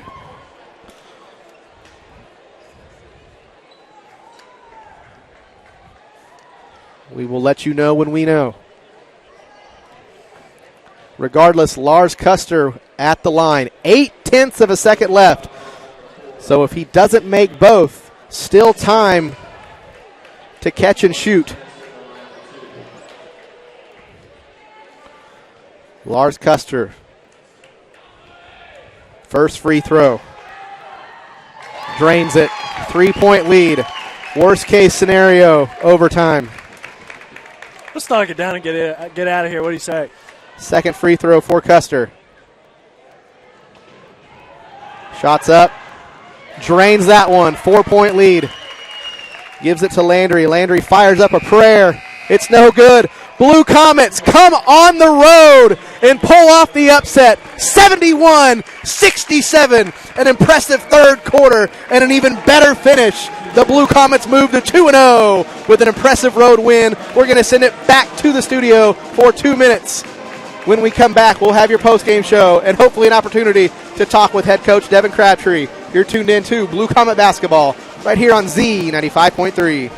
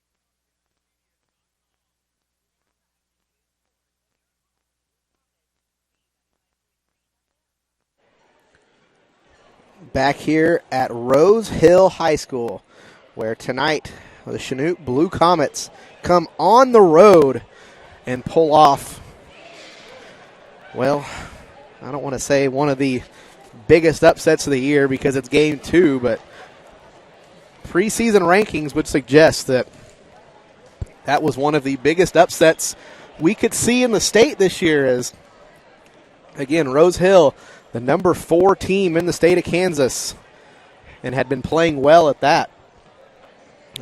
They came into this one with a record of 2-0, and as we mentioned prior, those 2 wins were by an impressive score, as I'm pulling those up to report them to you, so I'm not lying. I'd hate to do that. But they came into this game, they played Tuesday night, and they beat Garden Plain 64-28. I mean, that's a 36-point win against Garden Plain. That was on the road on the other side of Wichita.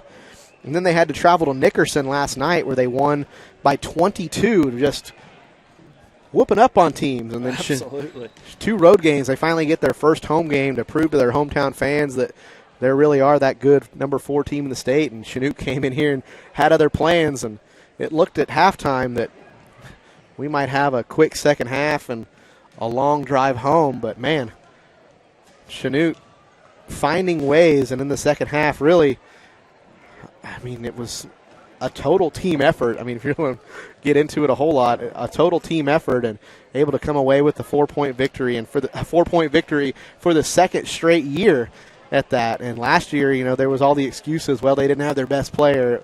They were on the road. No excuses this year. Chanute came in here with a team that everybody says, well, they're short, they're not that good, they don't have a whole lot of experience. Chanute had other plans. Chanute said, we're going to come in and we're going to get a road victory. We're going to be road warriors tonight. And with that, they moved to 2-0, 2 big non-league victories. And I can't think of a better way to head into league play next Tuesday than to be 2-0, especially with a road win like this under your belt. Yeah, absolutely. I mean, that's what you're going to ask Coach, and he's going to tell you the same thing. This is exactly where they wanted to be heading into SEK League. I mean, you know, you're right. This is exactly what they want. And this win is, Tuesday night was great. That's a great win. Get in, first game, shake the nerves off, whatever. Just getting back to playing basketball. But this win here tonight is absolutely monumental for this squad. Tuesday night was a good quality win. Tonight was a statement. Tonight was coming out and saying, we're Chanute. We're the team that knocked off Miege a couple years ago. We're that team. We're still that team. We're the team that knocked off a 20-0 highly ranked Independence team 6 years ago. We're that team. Sorry. We're they're them dudes. I mean, I don't know what else you can say. Chanute came in here and made a statement against a Rose Hill team that, I'm telling you, 8 minutes in when it was 17-6, 16 minutes in when it was 37-25, they went to the locker room and they were like, "Coach, just let me ice. I'm good. Just let me ice the second half. I don't need to play." You know, Adrill Smith was in foul trouble, and he was like, "Coach, I ain't played that much. We're up 12. Just let me take the second half off." No, that's not what happened. Chanute came out ready to play, and the only negative I think you can take away is that while Parker Manley came in the second half, yes, and hit a big three in the second absolutely, half, and played it was a huge three. Outstanding. That was the 3-point shot that gave him the initial lead. Yeah. So huge there, but other than he played 3 minutes in the second half, it was the 5 starters. Yeah. So 20-game season, that could become an issue. But Chanute showed the ability that they've got other guys that can play. They showed that we can bring Jordan Duncan. We can bring Rhett Smith. We've got dudes. I know Parker Henson's going to play some varsity action this year. They're going to need him down low at some point. Is it game 1, game 2? Apparently not. But at some point, they're going to need his size down there. And he's going to get better as the season goes on, playing quality minutes in the JV games too. That's why you play those games. But as the season goes on, we'll just kind of have to see what the perfect combination is of getting some of those reserve players in. But, man, the starting 5 looks solid right now. Solid. Yeah, absolutely. I mean, run down the list. Eric Erb had 5, but was everywhere. The 3 he hit in the corner was giant. Eric's defense was real good tonight. He played amazing defense playing at the top of that zone. Caden Seamster only had 3 points. How many times do we say his name tonight? A ton. Well, he picked up the final charge against Smith and then also had that big block of Xander Landry under the basket there when it was a 2-point game, and then the ball rolled out of bounds off of his arm. I mean, two defensive plays right there. I mean, yeah, two guys that really didn't impact the game as scorers, but were just huge for Chanute. You're going to offensively go through these guys, but I can tell you something defensively every single one of them did that probably made a bigger impact on this game than anything they did offensively. Maybe not Lars, but Lars had a big night offensively. What's that? Just big night offense. Oh, yeah. Yeah. So I'll let you finish with those the big numbers. The other guys that scored, we referenced Parker Manley had 6 points off the bench, 2 threes, 1 in each half. Sean Williams, as I referenced earlier, a very quiet 12. Obviously, he's always going to bring it defensively. I think we can both run that petition that I think Sean Williams is the best defender in the SEK. Oh, for sure. I mean, just lockdown, on ball, off ball. Will really get in and shut guys down. We saw him run a lot more zone tonight, but I think that's why you saw them in that running the 6 guys as they were, very intense. And then popping over to Cam Custer with 21 and Lars with 23. So good night for the Kesters for sure. Yeah. For Lars especially, because we saw Sean and Cam, they both started last year, and Caden played some quality minutes, Seamster, and then just Eric Erb played some quality minutes, but Lars didn't really play quality minutes until the end of the season, and to see him come in now and scoring 23 here tonight is quite impressive, and I'm pleased to be joined by head coach Devin Crabtree. Sorry, Coach, we're still kind of up here all excited and everything. Yeah, I know. You're not lying. That was probably the most exciting half of basketball I've seen. Start off by a 27-point third quarter. You had to find a way to get back in this game. You knew you were going to have to score points. Yeah. How'd you do it? Well, it started with our defense. Had to get some stops and give us some opportunities to get out and transition and run. And really our guys did a good job of getting the ball where we needed it to go to find guys that can score and make some plays. And we had a lot of guys step up and make some plays. So it was a lot of fun. Yeah, Cam had 17 in the second half alone, and he was part of that just offensive output that you guys had in the second half. And me and Caden were just talking the defense as he was kind of going through the stats and was talking about Eric Erb and Sean Williams and even Parker Manley coming in. Those three, while they all scored, when it sticks out, it was the defense they did. That's what sticked out the most was how good they played defense. Obviously, Caden picking up that big charge against the Smith kid there at the end that fouled him out of the game because he was quick. He's good. Yeah, no doubt about it. Getting him out of the game was a huge step, and the defense by everybody. Caden also had that big block there towards the end. It was a 2-point game at that time and could have tied things up. Your defense played outstanding here tonight, especially in the second half. It took a half of basketball to get everything figured out, but a big statement win here tonight, and it's got to feel good going into SEK League play next week. Yeah, absolutely. Hopefully we get some momentum from this. We're not going to start thinking about it too much. It's a great win, but we're now preparing for Fort Scott. So, typical coach thing to say. We're going to enjoy it. You're way too calm right now. Enjoy it tonight and, just move on and try to do it again on Tuesday. So there's not going to be a huge party on the bus on the ride home? Well, I'll be okay with that, but we'll see. A little party. See. Yeah, we'll see. We always, say business on the way here, party on the way back. A little bit of music on the way home? Probably, I don't know about that. We'll see. Music. Maybe from a phone, nothing too crazy. Nothing too crazy. All right. At the high school level, it can't. You got to. Yeah, that's right.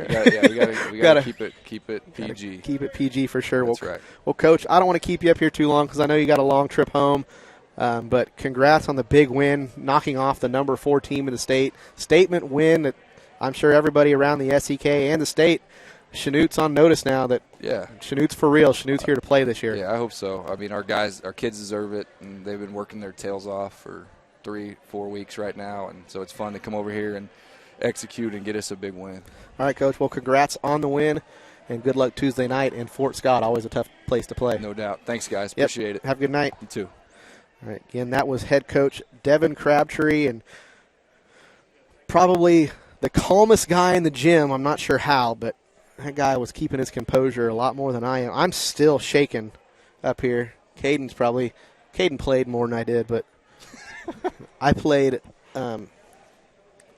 one game of high school basketball. It was JV game, but I quit playing basketball at that point. But those are for sure the games. Do you know where I played JV basketball at? Up north. No, Oh. Coffeyville. Oh. Yeah, I bet you didn't know that, did you? Punk. Caden all of a sudden hates me. But yeah, I know a little bit about the game. I don't know. Wasn't the best player. I can't imagine why. But anyway, here tonight, again, huge road win. Road Warriors come to Rose Hill and pull off the ultimate upset against Rose Hill. Do you want to go over the Rose Hill scores? Because they're still impressive. Yeah, There's one that sticks out. I don't know who you're talking about. For Rose Hill, Green. What's crazy is he cooled off in the second half. Yeah, he did. Green with 5, Smith with 7, limited minutes as we've mentioned. Landry with 14, Ross with 4, and Paredes with 5. Is that all you needed? There was one more, I think. Where'd all their points come from? Kellen Semino, an absolute flamethrower, had 32 for Rose Hill tonight. 32, and had 20 at half, so he definitely cooled off in the second half, but kept firing up shots there late. Just couldn't get him to fall in the fourth quarter. So well, that shot he hit down here to cut the game cut it to 1. 2. Cut it to 1. Cut it to 1, I think. Was just cut it 68-67. That was a real man shot. That was big time. That was big time for sure. Tough bucket, but all right. Well, we have a long trip home. I know. So actually, for what it's worth, I'm not going home till tomorrow. So long trip home, regardless. At some point, it's 2 hours back to Chanute. So we're going to get out of here and leave this gym for hopefully the last time for a couple years. But again, a huge road win for the guys. Unfortunately, the girls falling in the early action, but they're going to try to get back after it on Tuesday night on the road in Fort Scott. The girls will play at 6. The guys will follow at approximately 7:30. We'll have all the action right here on Z95.3 and the live stream on KINZ.biz. It'll redirect you to our YouTube page. Big shout out to all of our sponsors tonight for making this game possible. Subway of Chanute, Labette Health, Associated Professional Services, Bridgewood Cabinetry, Daniels Auction Service, Cardinal Drug, Quickcom Communications, and, of course, Commercial Bank. And thank you, Mark, back in the studio. We got kicked off there. About 20 seconds left in the game, but, man, you made that transition so smooth to get back and get all this action back on the air, and it was good because we needed it because this was an exciting finish. So appreciate you, man. With that, Caden, anything else tonight? Nope, thanks for having me. Yeah, we'll see you guys on Tuesday night in Fort Scott. Should be a good one against the Tigers. You've been tuned in to Blue Comet Basketball.